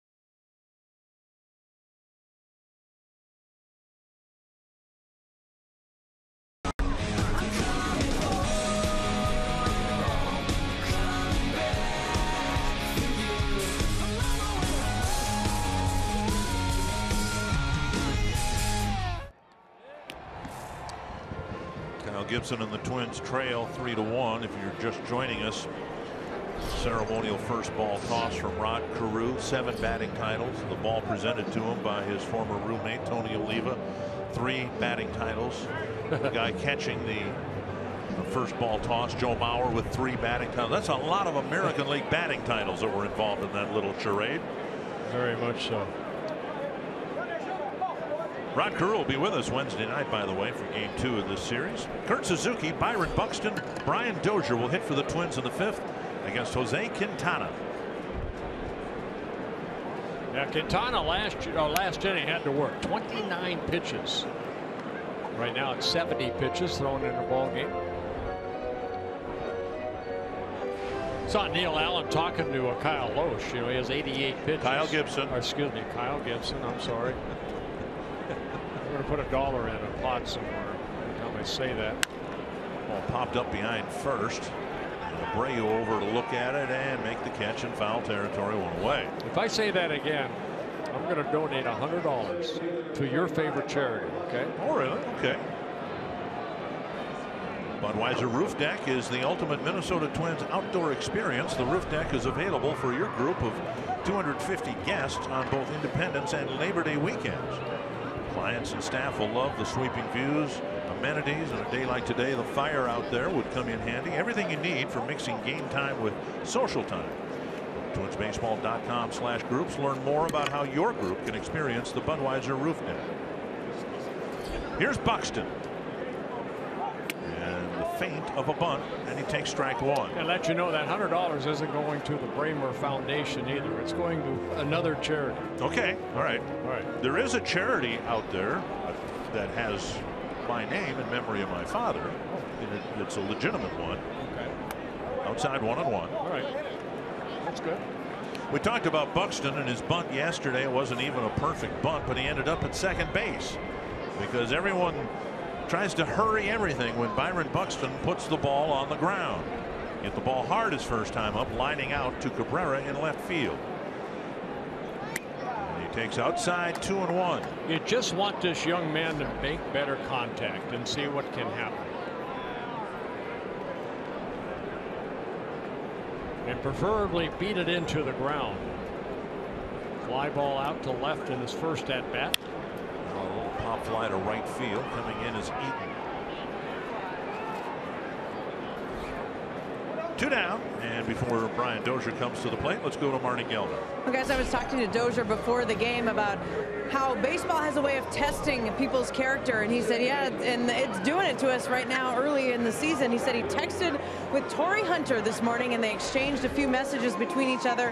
Dozier said Torrey texted him, today is a perfect time to start dancing. And we also know Torrey just tweeted to Bert Blyleven saying he's home watching the game and that retirement is sinking in. It's weird to watch this team on TV. And since we know Torrey is watching, hey, Torrey, hey. Hi, Torrey. I got his tweet. Very nice. Torrey, relax, put your feet up. In a rocking chair, right? He's not that old yet. 1-0. And hit to the right field side. And spinning back into the seats. Dozier lined a single to left in the first and then went down swinging in the third.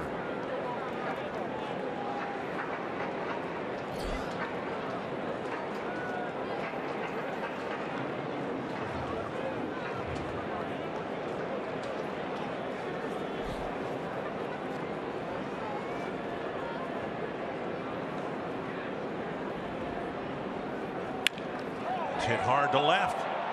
Getting turned around. Cabrera turns around just in time to put the glove up in front of his face.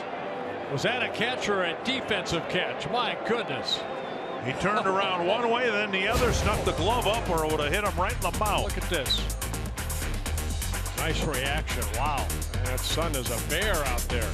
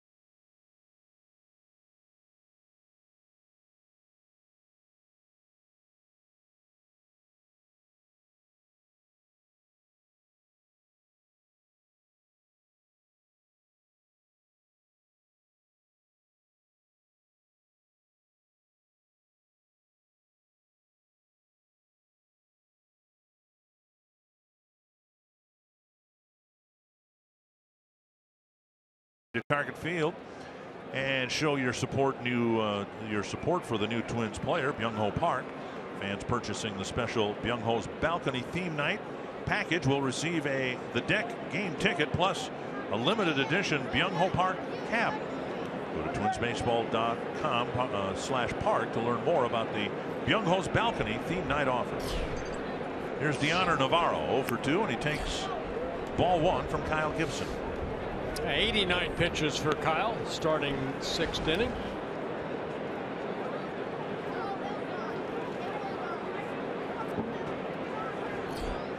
Navarro, Jackson, and Eaton.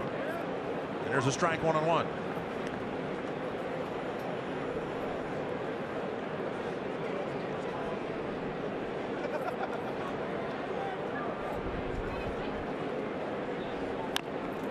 And fouled off a leg.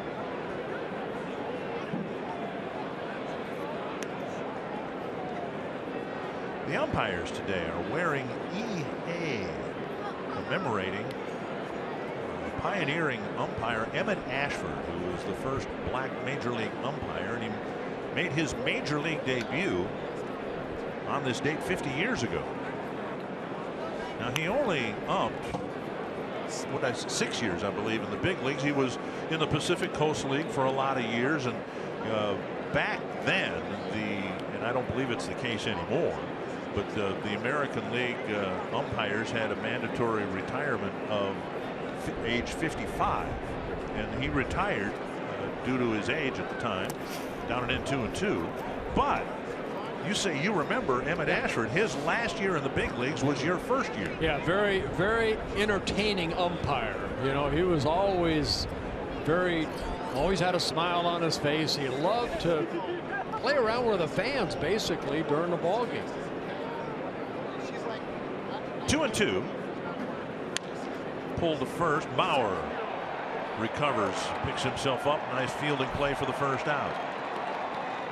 Only in Minnesota can you ride your motorcycle to the Arrowhead, where you'll view pristine wilderness, the magnificent Lake Superior, rivers, waterfalls, boldly spectacular scenery.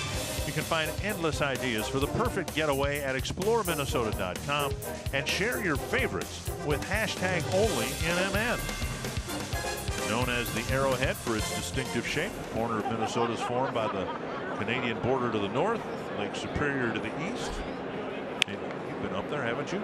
No, I have not. To the North Shore, you haven't? No. I mean, on the Caravan, yes, up in Duluth, that area. See, you need to go beyond Duluth. Seriously, you like next fall, or if you get a couple of days off, you and Gail should go up there. It's absolutely I heard gorgeous. it's beautiful. It's beautiful in the fall, of course, but pretty much 12 months out of the year. Well, maybe not January and February. Pretty cold up there.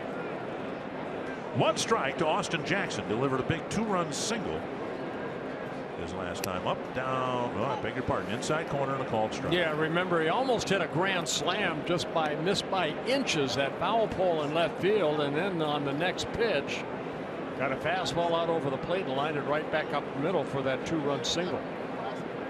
Both runs unearned in that 4th inning, but still the Twins down by 2.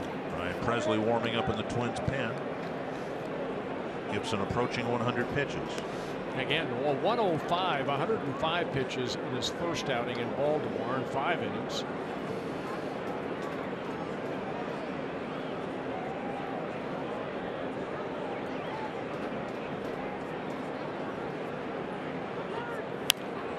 Foul. Now, you've not been an advocate of the pitch count anyway, so just consider this a rhetorical question. I'm just throwing it out there. I would imagine for the people who believe in the pitch count, it's a little less strict early in the season, right? With off days, and I mean, you should be able to come out of spring training feeling pretty fresh. And the cold weather sometimes, you know, makes you feel strong. Right.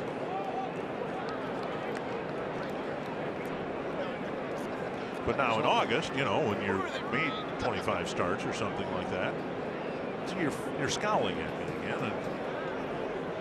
And I don't know where you're going with this. Your goal is to go 9 innings.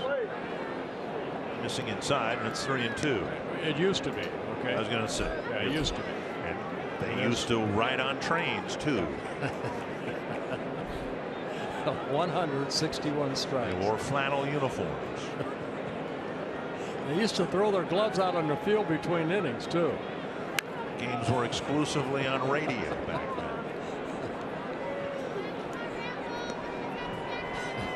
Gas was, well, we can go on. 3-2 to Austin Jackson.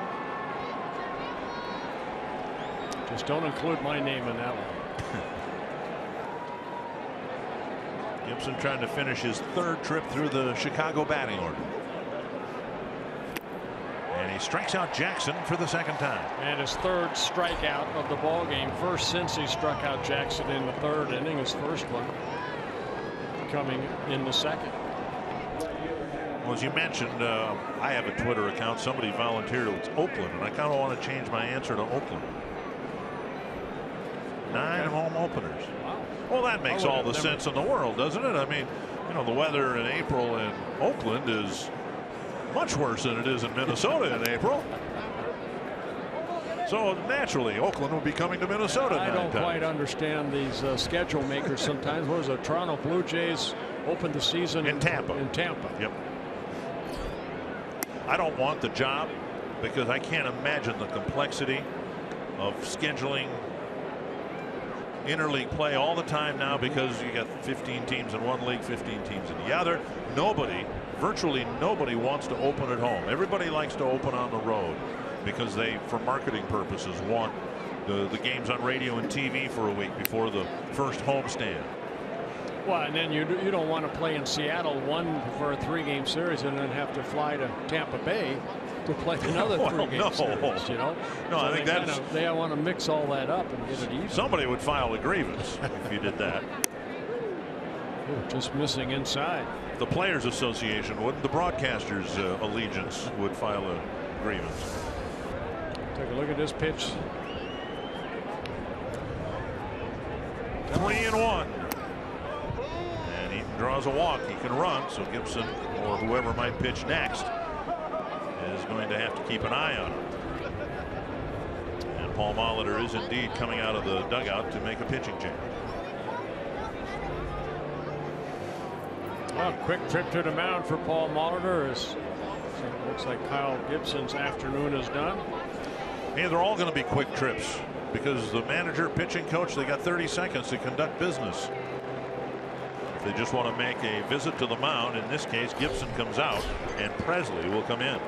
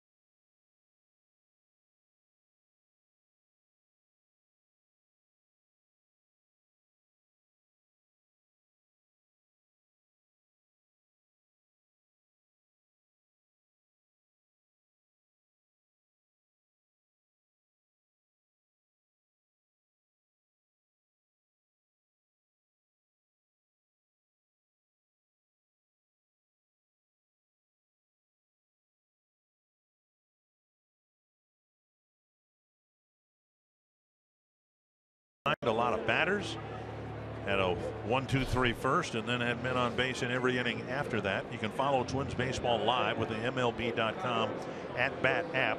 Customize at-bat to feature the Twins. Stay up to the moment at any moment with game day, live game video highlights, StatCast news, and more. Plus, subscribe to At-Bat Premium to get the MLB.TV game of the day, radio broadcast, in-game highlights, enhanced game day features, and more. Ryan Presley to face Jimmy Rollins. Yeah, Ryan making his 4th relief appearance. He worked a couple times in Baltimore, and then his last outing was on Friday in Kansas City. Pitched 2/3 of an inning, gave up a hit, no runs. And the Twins 4-3 loss.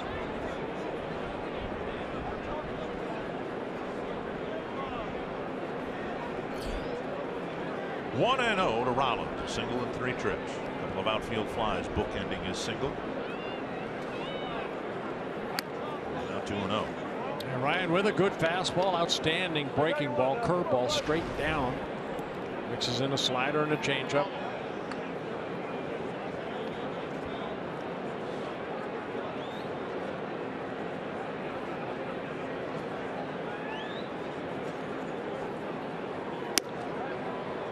Inside 3-0 with Abreu on deck. Not a good idea to walk people in front of Abreu. Trying to work inside here. You see Suzuki just one side.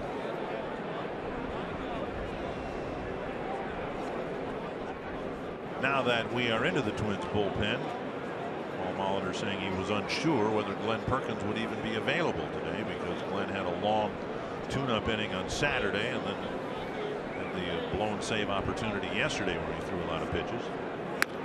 A 4-pitch walk, and the Twins have, with 2 outs, walked 2 men in front of Abreu. Bullpen has had some difficulty, to say the least.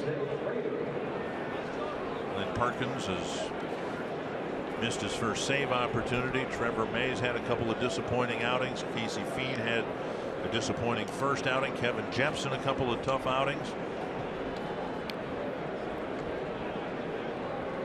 And it may have been the most reliable part of the Twins team last year. Well, again, it's still early, but I guess that's. Hope they get better. Outside to Abreu. Presley's come into the game and missed his first 5 pitches. Abreu, very good fastball hitter. When you fall behind, you put yourself into that fastball situation. Bouncer to short, should take care of things. Good little cutter slider right there, gets out of the inning. Escobar to Dozier, that wraps it up. The Twins down by 2 heading to the bottom of the inning.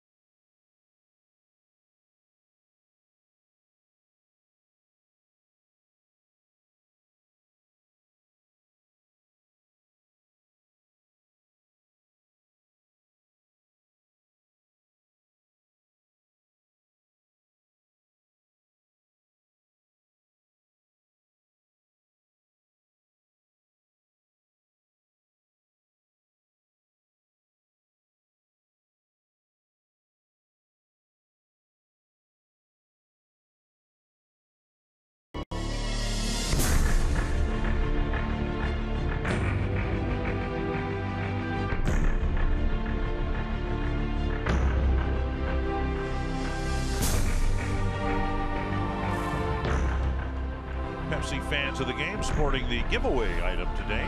Timely promotion, giving away hooded sweatshirts to the fans coming through the gates. What a great crowd here tonight. Yeah. What a great crowd. We had one of the mildest winters I can remember up here, but it still was a long winter, and there's just something about baseball being played that even though it's 39, 40 degrees, it just kind of signals spring and summertime. Joe Mauer leads off the 6th. Twins need to get to work here. down a couple of runs. It'll be Mauer, Sano, and Plouffe.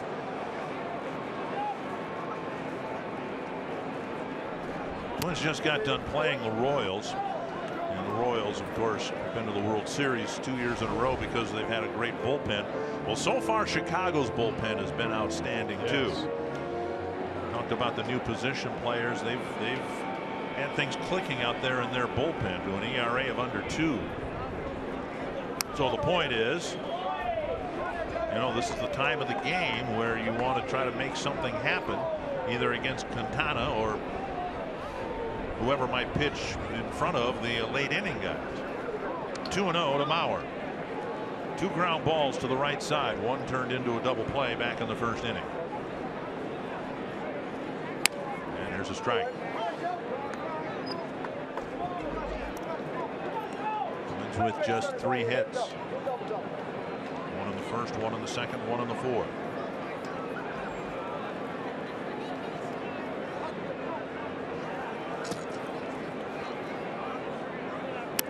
And now 3-1. Quintana, as you can see, 82 pitches in his first start, 5 2/3 innings in Oakland. He threw 96 pitches. Ended up getting a no decision, no surprise. Gave up only a couple of runs in those 5 2/3 innings.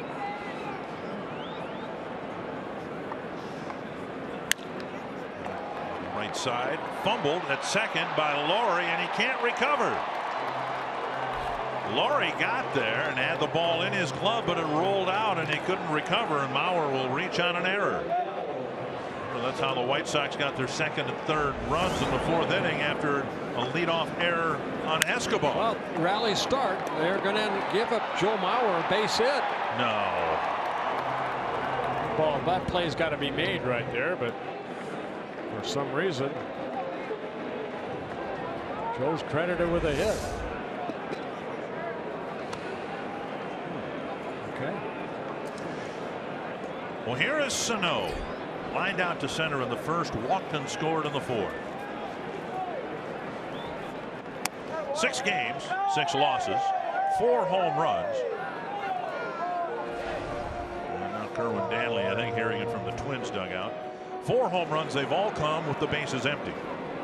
And Sano looking for his first one of the year. Be a good spot for it right here.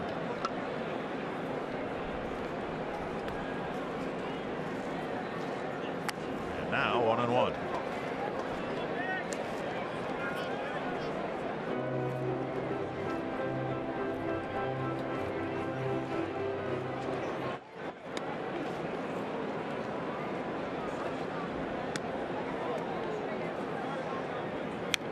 Back. Quintana really pretty stingy as far as allowing home runs. Last year, just over 200 or 206 innings pitched, he allowed only 16 home runs. But you got to square it up when you get a pitch like that, and that's what we have seen. Center cut to Sano, the most dangerous hitter in the Twins lineup, and he got away with one. On the outside corner, he takes strike 3, 1 down. Comes back with another one, and Sano took it. We'll bring up Plouffe. Quintana picks up strikeout number 5. Just a little cutter. Well, there might have been an argument about strike 1, but not strike 3. That looked to have plenty of the plate. Here is Plouffe, cracked a double to left his last time up. Plouffe with 1 of the 4 solo home runs. Yeah, last at bat, Trevor got that breaking ball. It kind of went right back into that swing that he hit out toward left center over the head of Cabrera.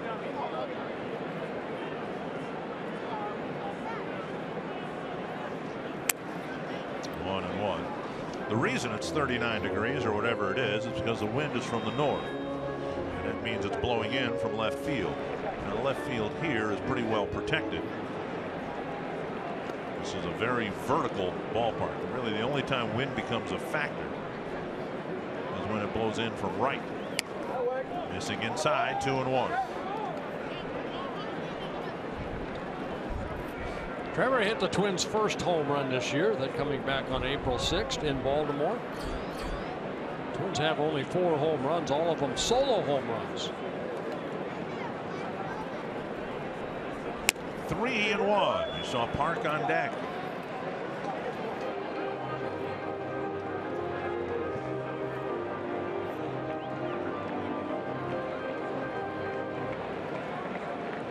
A couple of walks issued by Quintana, Rosario, and Sano.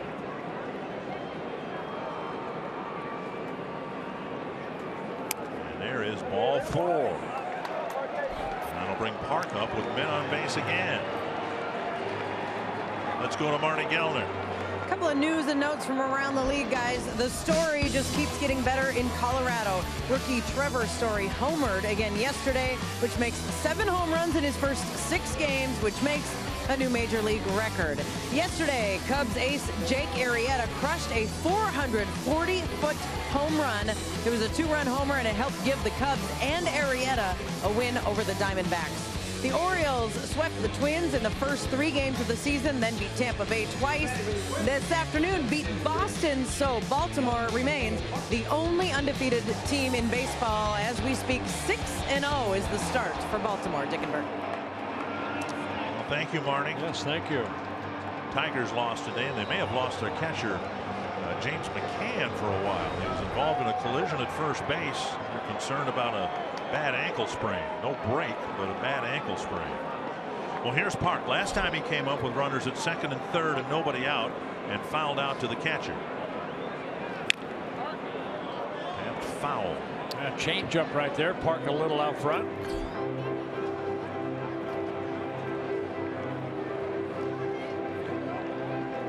Imagine Park really wants to make a good first impression with his hometown fans. He had a chance to do that in the 4th, and now another chance here in the 6th. Tying run is on. Bloof at first presents the tying run. Strike 2.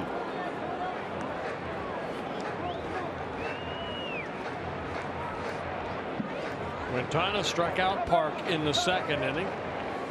Has 5 strikeouts.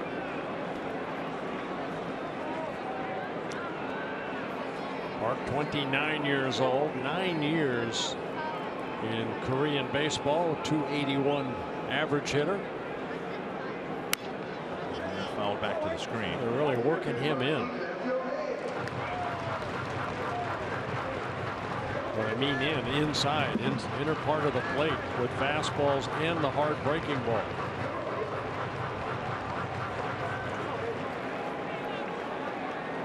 Park last year 53 home runs, 2014 52 home runs.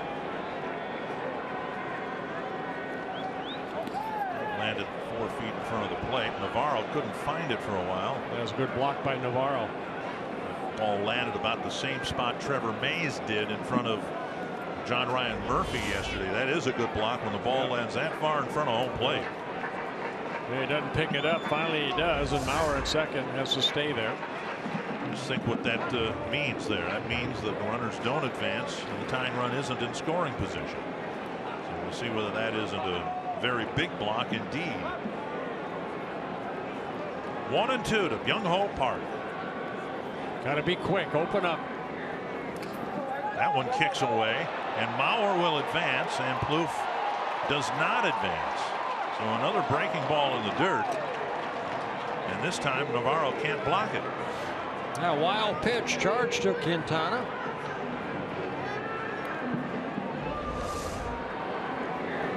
See Navarro sitting inside, and this one gets away, and Trevor, that plays right in front of him. Navarro's momentum going toward that first base area.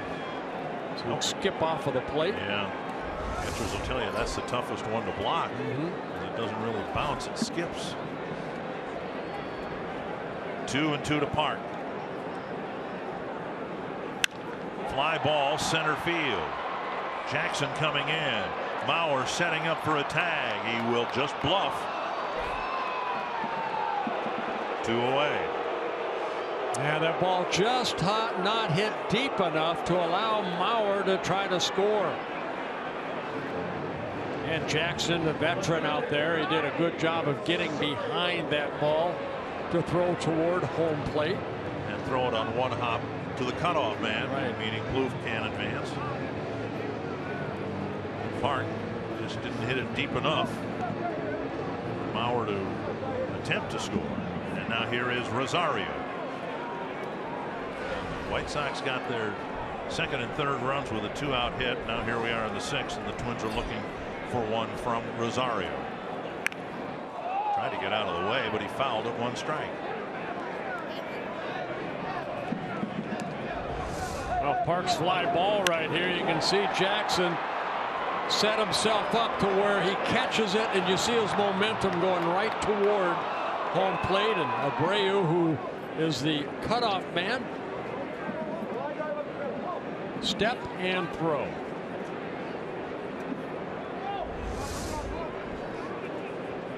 One strike to Rosario. Ground ball hit right at the shortstop. And the Twins threaten. Get a single and a walk, but don't score in the sixth.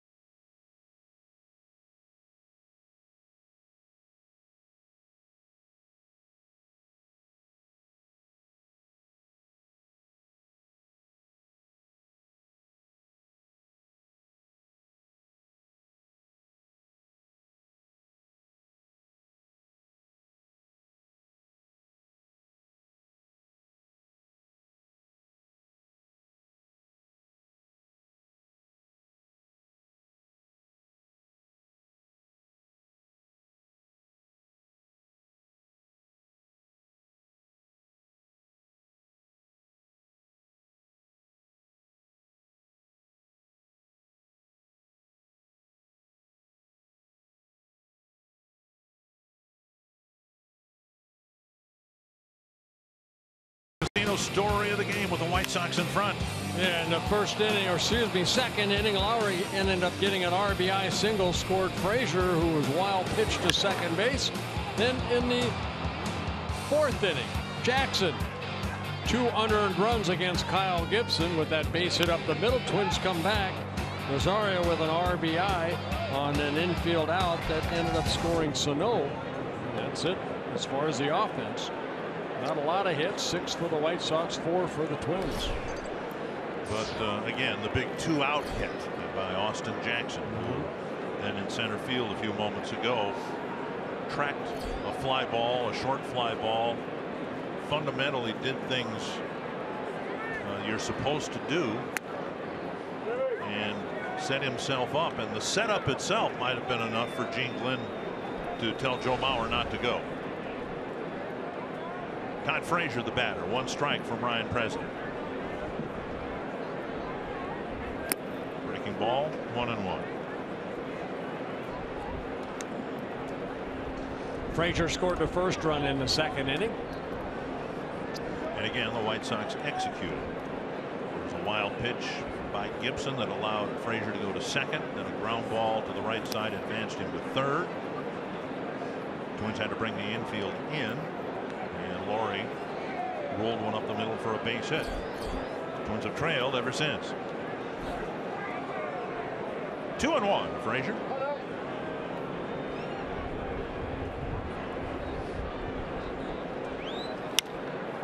Chip shot towards right center field. Buxton will call Sano off. 1 away. I'll bring up Cabrera. Twins baseball on Fox Sports North is presented by T-Mobile. Get major league coverage. T-Mobile has doubled its 4G LTE since 2015. Marty Gellner, Bert Blyleven, Dick Bramer, a whole host of People working the pre and post game show. Tom Hanneman, Jack Morris, Tim Laudner, Roy Smalley.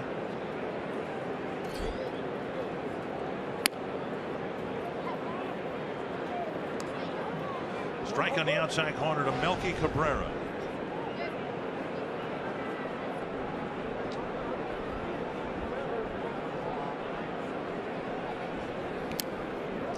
Presley again with a breaking ball in the dirt.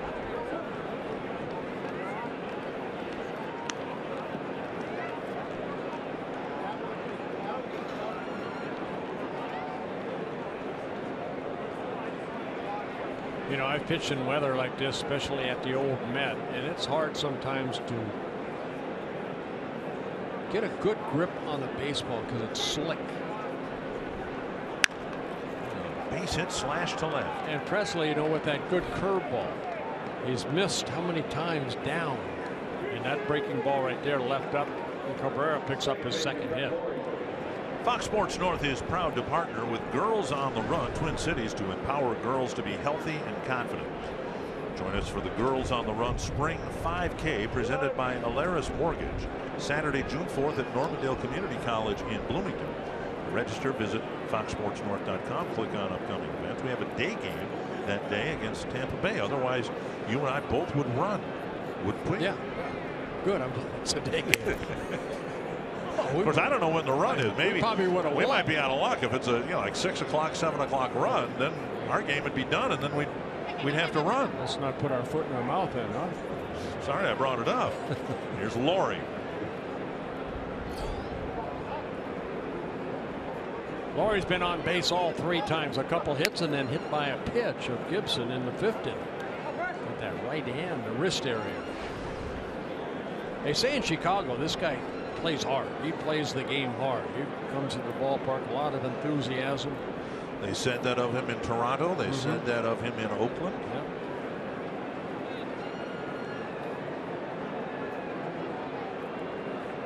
Swing and a miss. 1-2.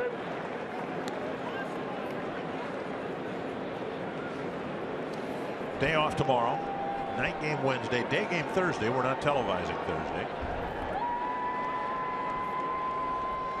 The Chicago bullpen is warmed up. Is that Albers? Yep, Matt Albers has been outstanding. Yes, he has. Well, Quintana after 6 innings, 100 pitches. Albers, if he's the next guy, 25 1/3 scoreless innings going back to last year, obviously. Now, you mentioned Laurie strikes out a lot. Last year, in 562 at bats, he struck out 144 times. 2-2 from Presley. And he struck out. And there's the strikeout. Well, Laurie doesn't reach for the first time today. And now Avisail Garcia. Presley picking up his first strikeout, the 4th Chicago White Sox to go down on strikes. Good fastball right here, just overpowers him. Fox stretch presented by Carrier. Here's Garcia, walked and scored in the 4th. I would think this is a critical year for Garcia. Well, first the Tigers, and now the White Sox. There's a ball hit up the middle. Dozier behind the second base bag will run to the bag, force Cabrera to end the 7th inning. Twins find themselves down a couple of runs. Run scoring still an issue for the Twins, and they'll need to get at least a couple here to force extra innings before we're done with 9 innings. Let's go to Adam Abrams. Sergeant Johnny Holliday of the 934th Security Forces Squadron as he performs God Bless America.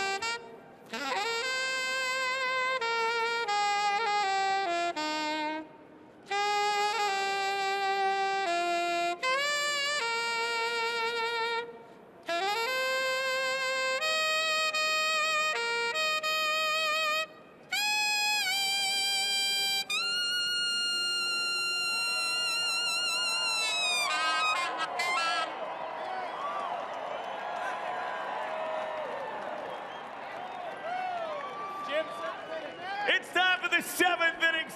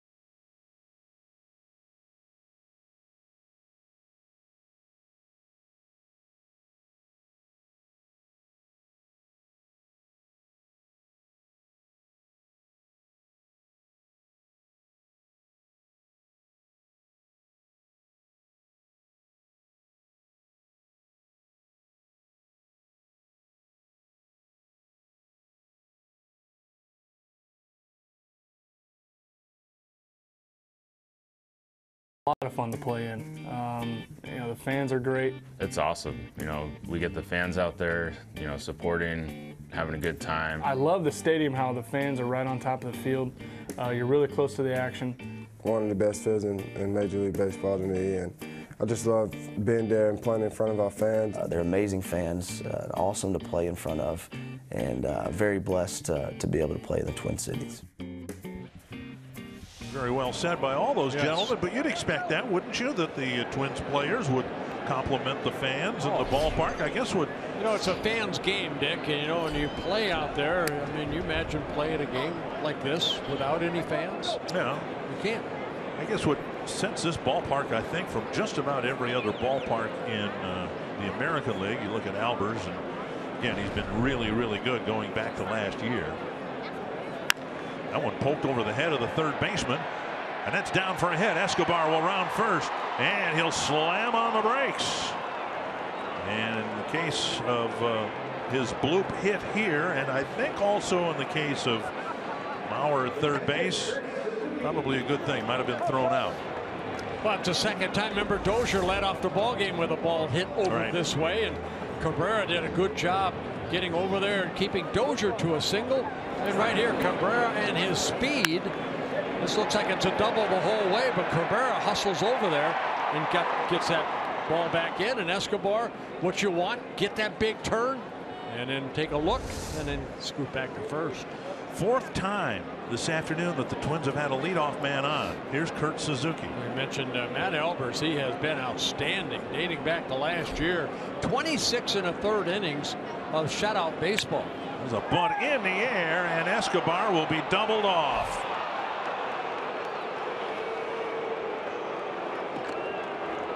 Suzuki tried to bunt for a hit, and he popped it up within range of Albers, 2 away. Yeah, Albers a big man, and they list him at 6'1", about 230.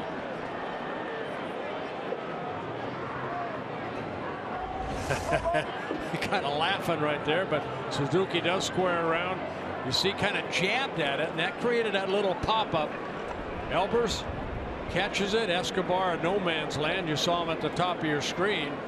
What's interesting is Escobar obviously was taking off. Looked like with the pitch, and got trapped off the bag. 1-0 now to Buxton. 0 for 2, a liner to left and a fly to right.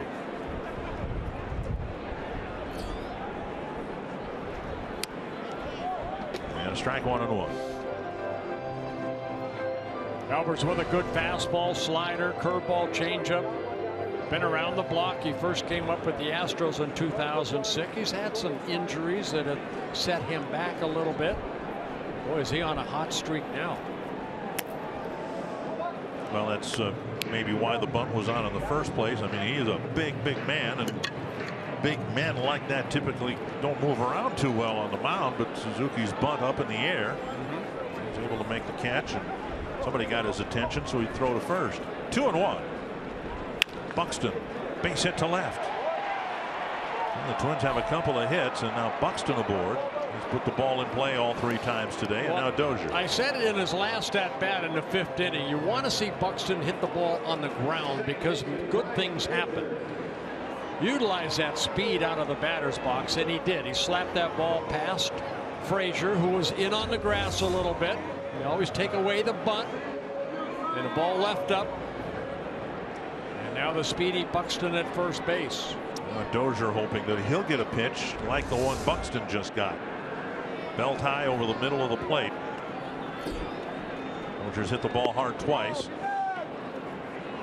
Buxton checked it first. As fast as he is, Buxton at this level hasn't been very efficient in stealing bases. And down by 2 runs. And with Dozier at the plate, I don't think he's going to go here. And Dozier got that pitch. Yes, he did, and he fouled a straight back. Yeah, Buxton last year, he hasn't attempted to steal a base yet this year. Take a look at the pitch right here to Brian Dozier. Ball had a little tail on it. Brian just getting on top of it.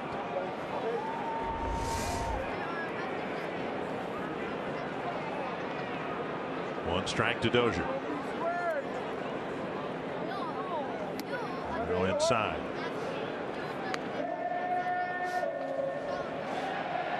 Alber's in his 2nd season with the White Sox. He's pitched for the Astros, the Orioles, the Red Sox, the Diamondbacks, the Indians.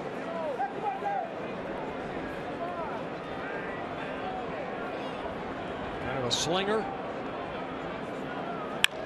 Tapper to short.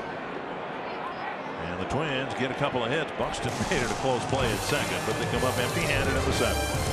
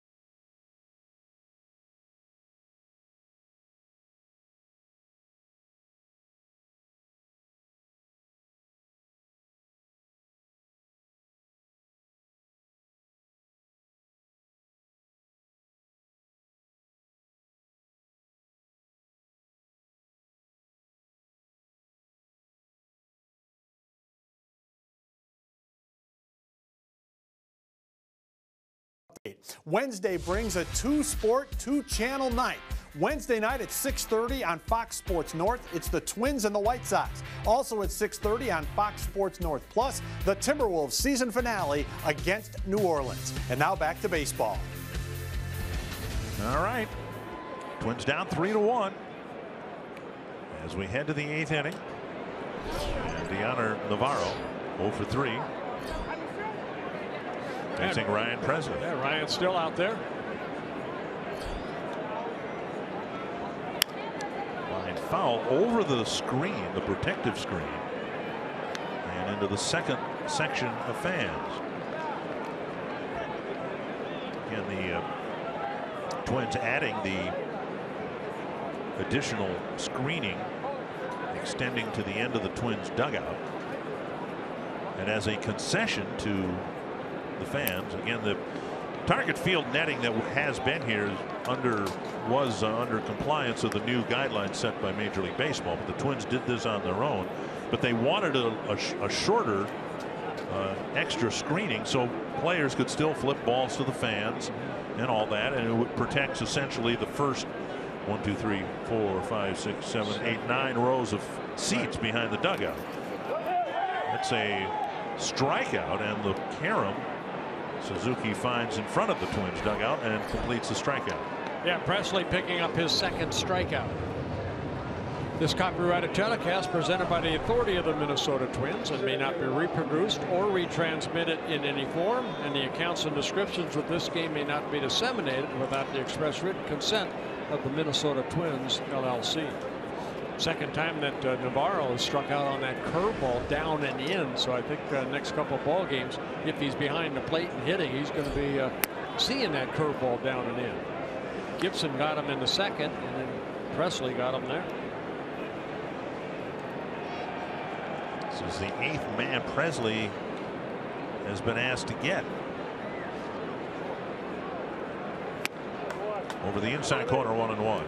It was Jackson's 2-out, 2-run single in the 4th that right now is the difference in the game, and it came 1 pitch after Jackson came within an eyelash of hitting a grand slam off the foul pole down the left field line. This one hit to left, and Rosario makes the catch. 2 down. Target Field suites are available for single game rental for groups of 16 to 150 plus. You can enjoy a climate controlled experience and a great view of a Twins game with food and beverage included. You can learn more at twinsatbaseball.com/groups or call 800-33-TWINS to schedule your suite at Target Field. I started to talk about this ballpark and how Twins players, of course, enjoy playing here. But I think what sets this ballpark apart from any other American League ballpark is how the White Sox people feel about this ballpark and other visiting teams and the people who travel with them. This is, I would guess, fouled away, I would guess, the most popular ballpark in the American League by people who don't live in this region. It's beautiful, and that's what you hear from everybody that comes in, all the different. And of course this year they've added different foods, so you've been here maybe 50 times and you want to try something new to eat, you can do that. They've done a very nice job keeping this contemporary. Dozier has to double clutch, and they got him, and that might be challenged. Dozier did not field the ball cleanly, and Robin Ventura saying, no, wait a minute, we want to look at that, and Eaton's not budging. From up here, it looked like he was safe. That's the 4th time that Eaton has beaten the ball into the ground, but Dozier right there, little double clutch, and Eaton and his speed. I guess his left foot, the toe did hit the bag, but his step came up a little short. So hold everything. We may have a reversal here. Yeah, from that angle right there, it looked like that he did not get that left foot on the bag, and then he kind of slid it across the bag. And by that time, Joe had the ball in his glove.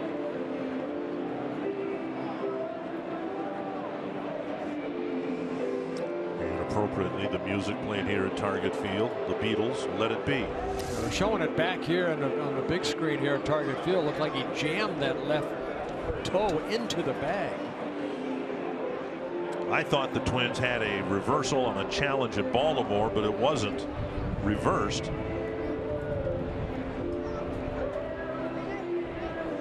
And I think if it's not overturned, it might be because Eaton did not land on the bag. He kind of skidded to the bag.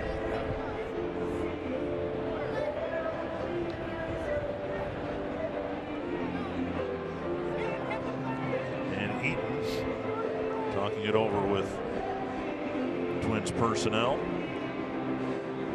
Became a daddy for the first time Saturday night. Was going to miss a game Sunday, but then the game was rained out. The White Sox called up a player, putting Eaton on the paternity list, and the player never even got to play because the game he was called up for was postponed. the call is out, so there needs to be irrefutable evidence that Eaton was safe. I don't know that that is the case here.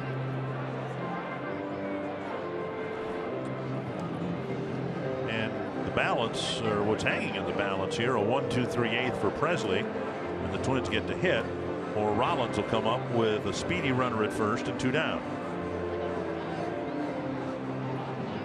Dozier's in the dugout.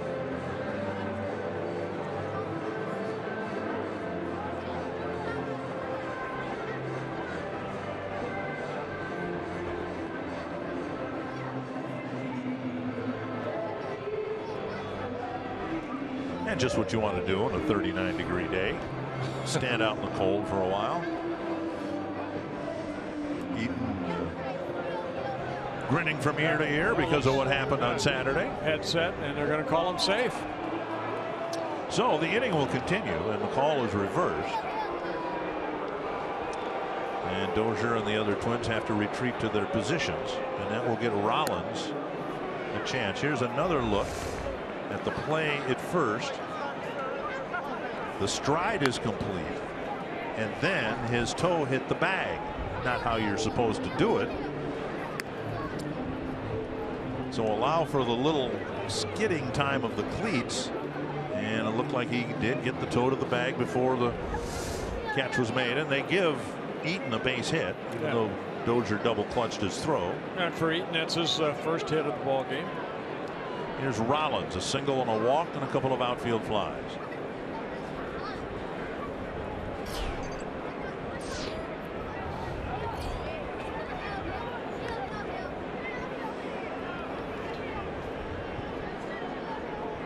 Eaton off to a good start. Started the year with 4 straight multi-hit games.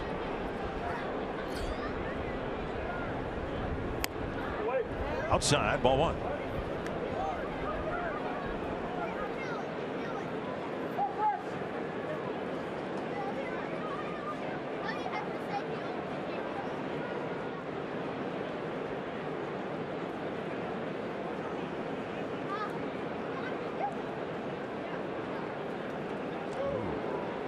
Twins had an errant pickoff throw yesterday that really helped the Royals win the ball game in 10 innings. Trevor May's errant pickoff throw.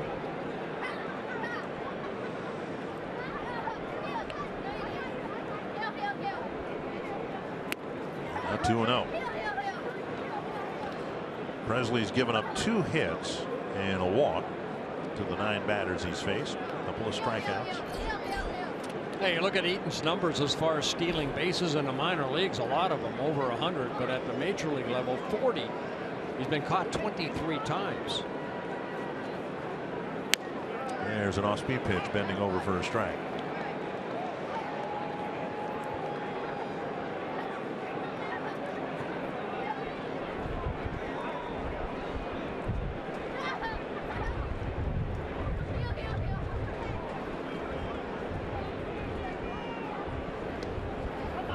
White Sox getting a run in the second, 2 in the fourth.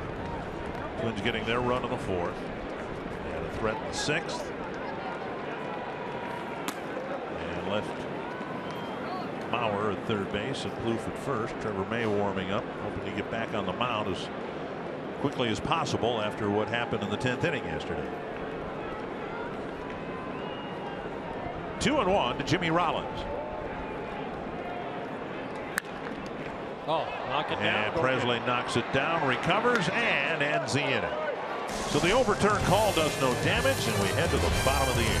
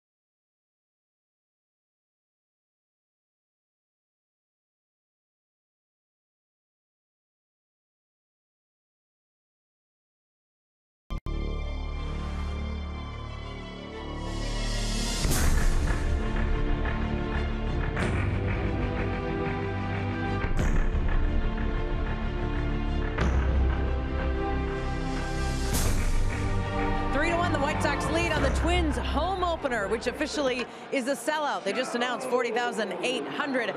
Coming up after the game, we'll bring you post-game coverage on Twins Live presented by CenturyLink. We'll look at how Jose Quintana has been quieting those Twin bats. He did that today with 6 innings and just 4 hits, giving up 1 earned run. The Twins, though, have had opportunities. They've had the hits. They've put men on base.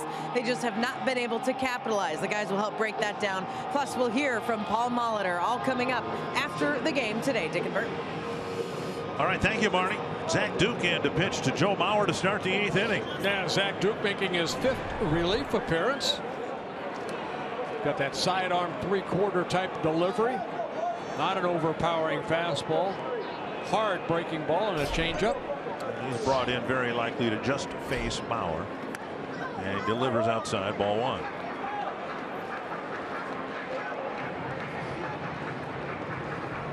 Duke with 4 prior appearances and 2/3 of an inning.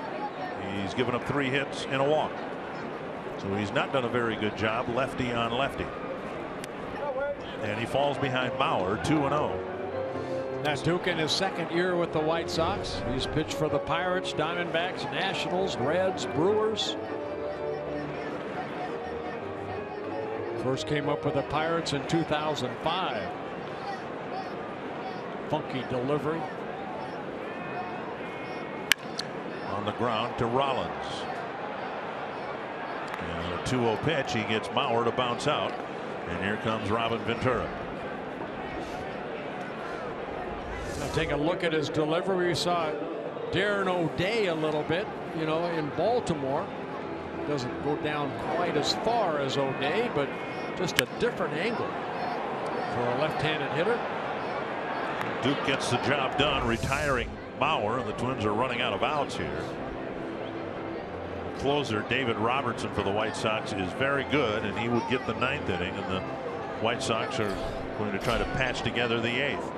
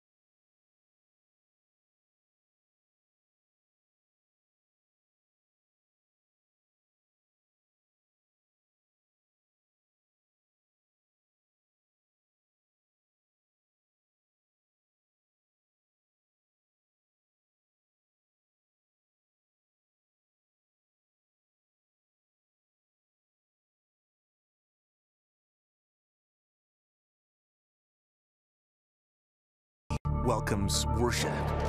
Deep to left field. A towering blast. In less than one season, he's owned the 60 feet 6 inches between rubber and result. With grit over glitter, muscle over grace, purpose over polish. A drive to left center field. The legend continues. I didn't think a human being could hit a baseball that far. We watch, we stare, and we talk. I don't think anybody's close to Sano's power. Beast of a man. Very loud when it comes off his bat. There's a lot to say, and there's a lot to see about Miguel Sano. First pitch fouled over the Twins dugout. 1 strike. Yeah, new reliever Nate Jones coming in, making his 4th relief appearance. 2 2/3 innings, only 1 hit allowed, a run scored. Couple hit batsmen, walking 3 strikeouts. And now 2 quick strikes to Sano. Called out on strikes his last time up. He scored the only Twins run in the 4th after taking a very close pitch. for a leadoff walk.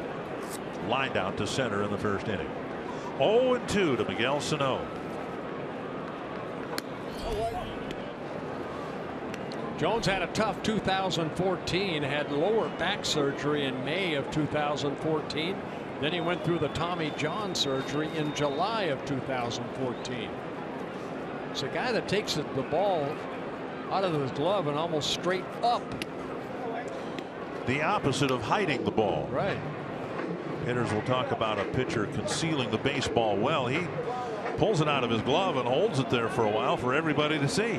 Yeah, last year kind of a rehab year in the minor leagues, and for the White Sox 19 appearances. Ooh. Missing inside. Well, he's already hit 2 batters this year. I think you can see that delivery. Ball flying inside.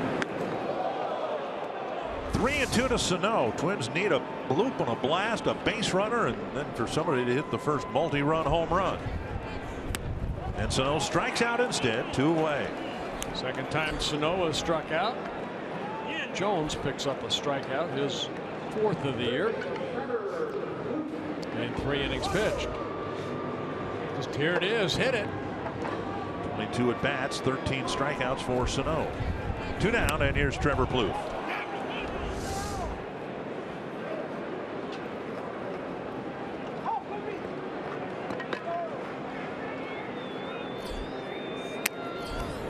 Strike 1. 6 hits for the Twins, a double and 5 singles.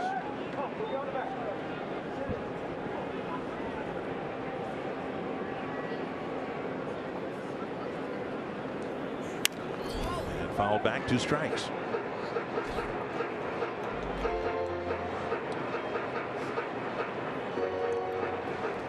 Back in 2012, Jones had a season out of the bullpen, 65 relief appearances. He went 8-0 with a 2.39 ERA. And high to center field. Justin Jackson waits, makes the catch. Chicago bullpen came into this game with an ERA of 1.76, and they pitched a couple good innings so far.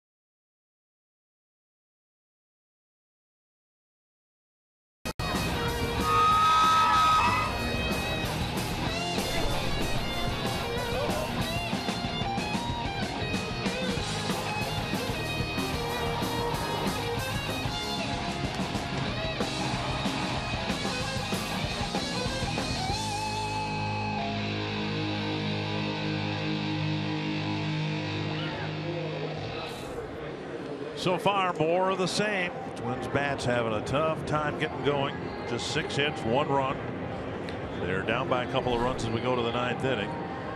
Of the 6 losses, the most heartbreaking loss, the one yesterday in Kansas City. Glenn Perkins gave up 2 in the 9th, and then Trevor May gave up one in the 10th without the Royals even getting a hit. Yeah, he threw that ball away, and Terrence Gore at first base, that speedster, made it over to third. Then they later scored on a wild pitch to lose that ball game.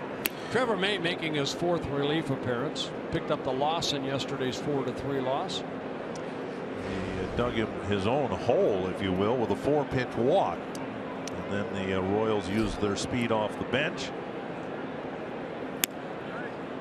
And then May with an error, throwing error, sending Gore to third, coming in on a wild pitch. Good fastball right there. Great location. 2-0 to Jose Abreu. Frazier and Cabrera will follow.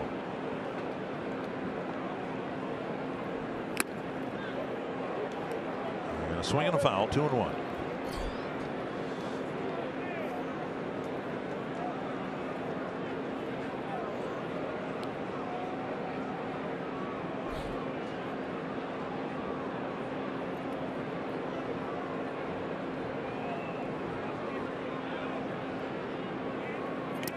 Ball missing, and it's 3-1. May, a very reliable part of a good Twins bullpen, and as we mentioned before, everybody, all the key relievers out there that were very reliable last year, Fiend, May, Jepson, Perkins, they've all stumbled out of the gate.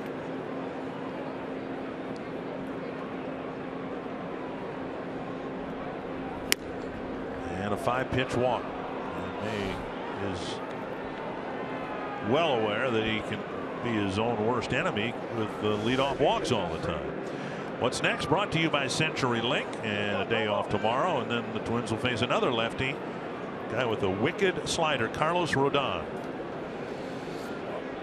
Phil Hughes will go for the Twins. Todd Frazier, the batter.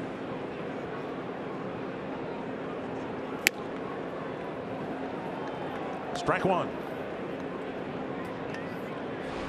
Frazier singled and scored in the 2nd. Reached on an error in the 4th. Since then, a couple of fly balls to Buxton in center.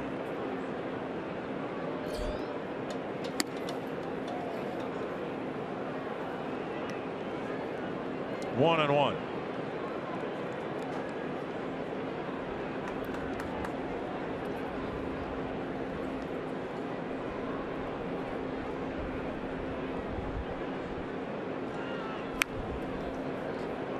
A 3-mile-per-hour fastball led her high, and Frazier fouled it back. Now May's out pitch is a changeup. He's thrown Frazier 3 straight fastballs.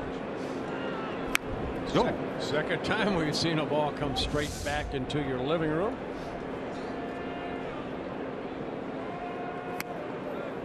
There's a changeup right there. Also has a good curveball. He really fought that curveball yesterday, and that was a wild pitch. That the last one was that curveball that got away from Murphy to allow Gore to score. Another changeup. Down the line, and a fair ball, and it'll get by Rosario. Abreu around third. He's going to score. And Frazier got a look at the one changeup that was low, and then the other one was left up, and he pounded it into the left field corner. Location, location, location, and that ball's right there. And Frazier, watch him turn on this ball right there. Second time he's pulled the ball into left field, picks up his 2nd hit, driving in his 6th run of the year. As Abreu scores, makes it a 4-1 ball game. Big run for the White Sox. Still nobody out, and Cabrera will bat. The leadoff walk again comes around to score. And Ryan Presley did a good job of keeping it to a 3-1 ball game, 2 1/3 innings, but May giving a run right there. That hurts.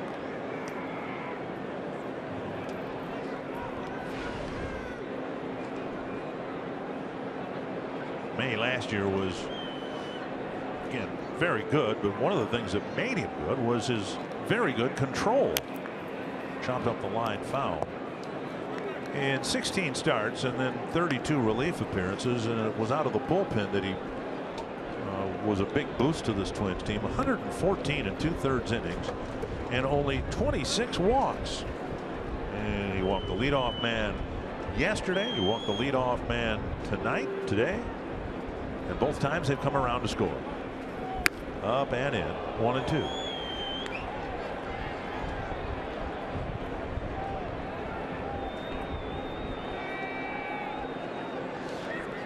Yeah, in his relief appearances last year, covering 31 1/3 innings, only 8 walks and 37 strikeouts. Even Robertson has a couple of saves already. White Sox get another run. The ball hit towards center, and Buxton glides over, makes the catch. Buxton's throw to third base made it a close play, but tagging and advancing is Frazier, who is safe, but along the way, I think. Learned a little something about Byron Buxton's arm. But Man. you know what? That's good base running right there by Frazier, because he knew that Buxton had to go toward right field. As a right-handed thrower, he would have had to turn, exactly what he did. And you can see it's a great throw, but a heads-up base running by Frazier going from second to third. And again, advancing that runner on the first out. They did it in the second inning, and it led to a run. And here in the 9th inning, it forces the Twins to bring the infield in for Brett Lawrie.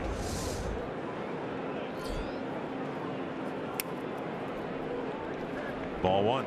Good curveball, just missing there. Again, if Frazier scores this inning from third base, the White Sox get another run of any kind, then it's no longer a save situation. Breaking ball this time hits the corner. And if he scores again, you can thank Melky Cabrera by advancing Frazier in the second inning and here so far in the 9th. And within his at bats, and again, he hasn't struck out this year. The wonderful things that can happen if you simply put the ball in play. The Twins have had a handful of situations with a runner at second, nobody out, and then a couple of strikeouts, maybe even 3 strikeouts, and the whole rally just kind of fizzles. 1-2 to Lawrie. Struck out his last time up. And a fastball off the plate. Yeah, Presley threw a fastball right by him again. Lawrie, 144 times he struck out last year. That's what the Twins need right here. Lawrie with the Oakland A's last year.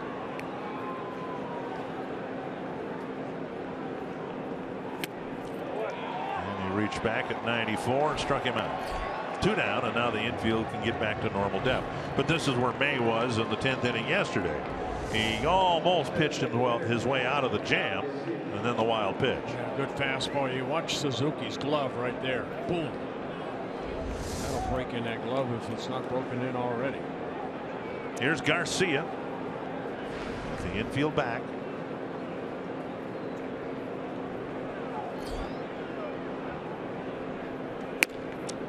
Off the plate, ball 1. Twins are due to send up Park, Rosario, and Escobar in the bottom of the 9th.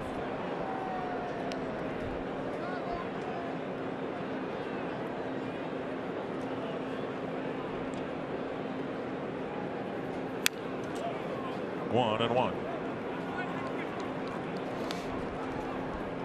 No, you know, last time Garcia was up, you were talking about this. You know, this is kind of the turning point for Garcia's career. You know. Well, wouldn't you think? I mean, they've been waiting for him to break out. Yeah. Rumors over the winter that he was on the trade market, that the White Sox had run out of patience. There's a breaking ball and a called strike. Well, I know when he first came up with the Tigers in 2012, a lot of people compared him to Miguel Cabrera, basically without power. He had great minor league numbers average wise.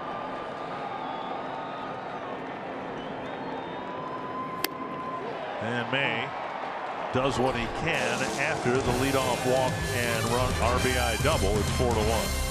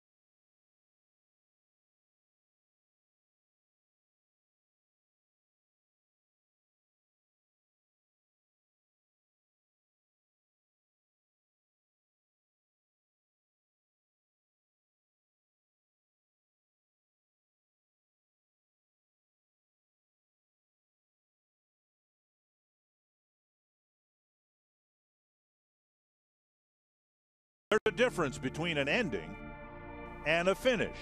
Endings are imposed and inflicted. Struck him out. Got him. Breaking ball got him. Finishes are earned and celebrated. Trevor Plouffe walks him off. The most electric moment at Target Field in years.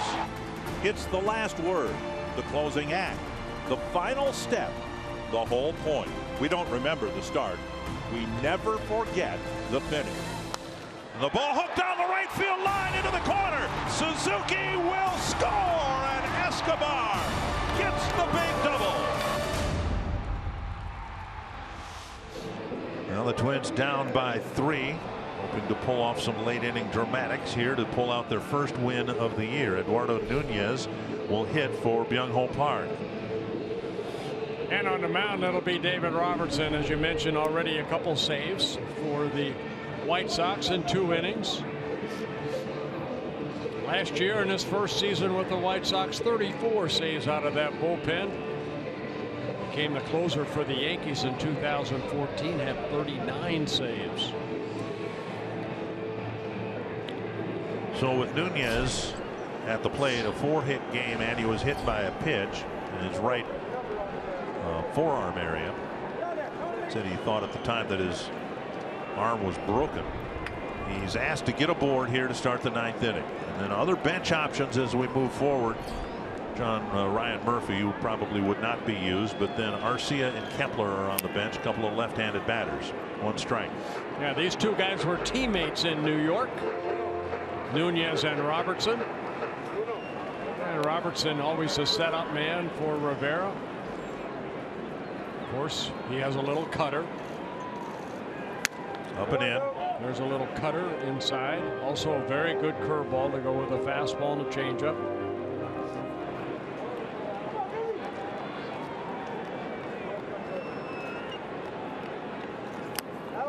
If he had stayed in New York, he'd be a middle inning long reliever with the Yankee bullpen. Now, once it's all put together, Betances, Chapman, 2-1. Andrew Miller, and a called strike, 2-2.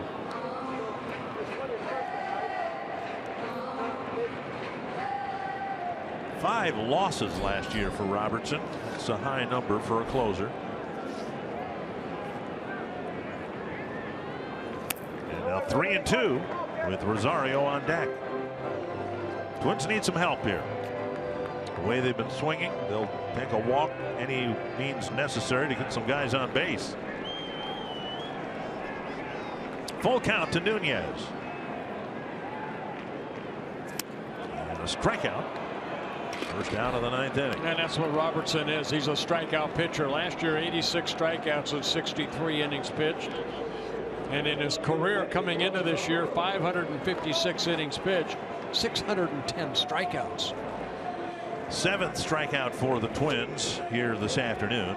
Here is Rosario, 0 for 2 with a walk. Dozier struck out once. Sano twice. Park once. Escobar once. And Suzuki once. 1 strike.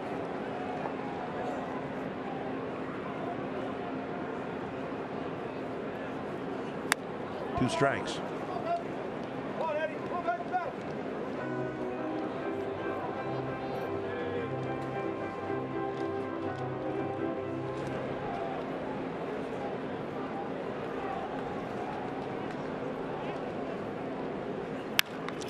Grounder to Frazier at 3rd. 2 down. That'll bring up Escobar.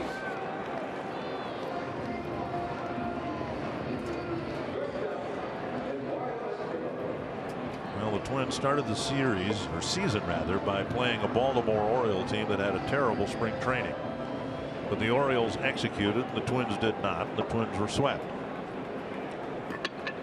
And they went to Kansas City, the reigning world champions. And the Royals executed, the Twins did not, and they were swept. 1 strike to Escobar.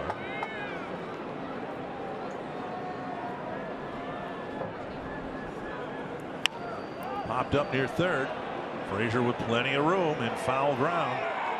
And what we saw here this afternoon in the home opener for the Twins, exactly why the White Sox are 5-2, because they executed. And Tom Hanneman, unfortunately, we saw once again why the Twins are 0-7. Dick, the Twins' first serving of home cooking isn't satisfying at all for a sellout crowd. They dropped their 7th straight game, 5th consecutive home opener. Twins Live is next.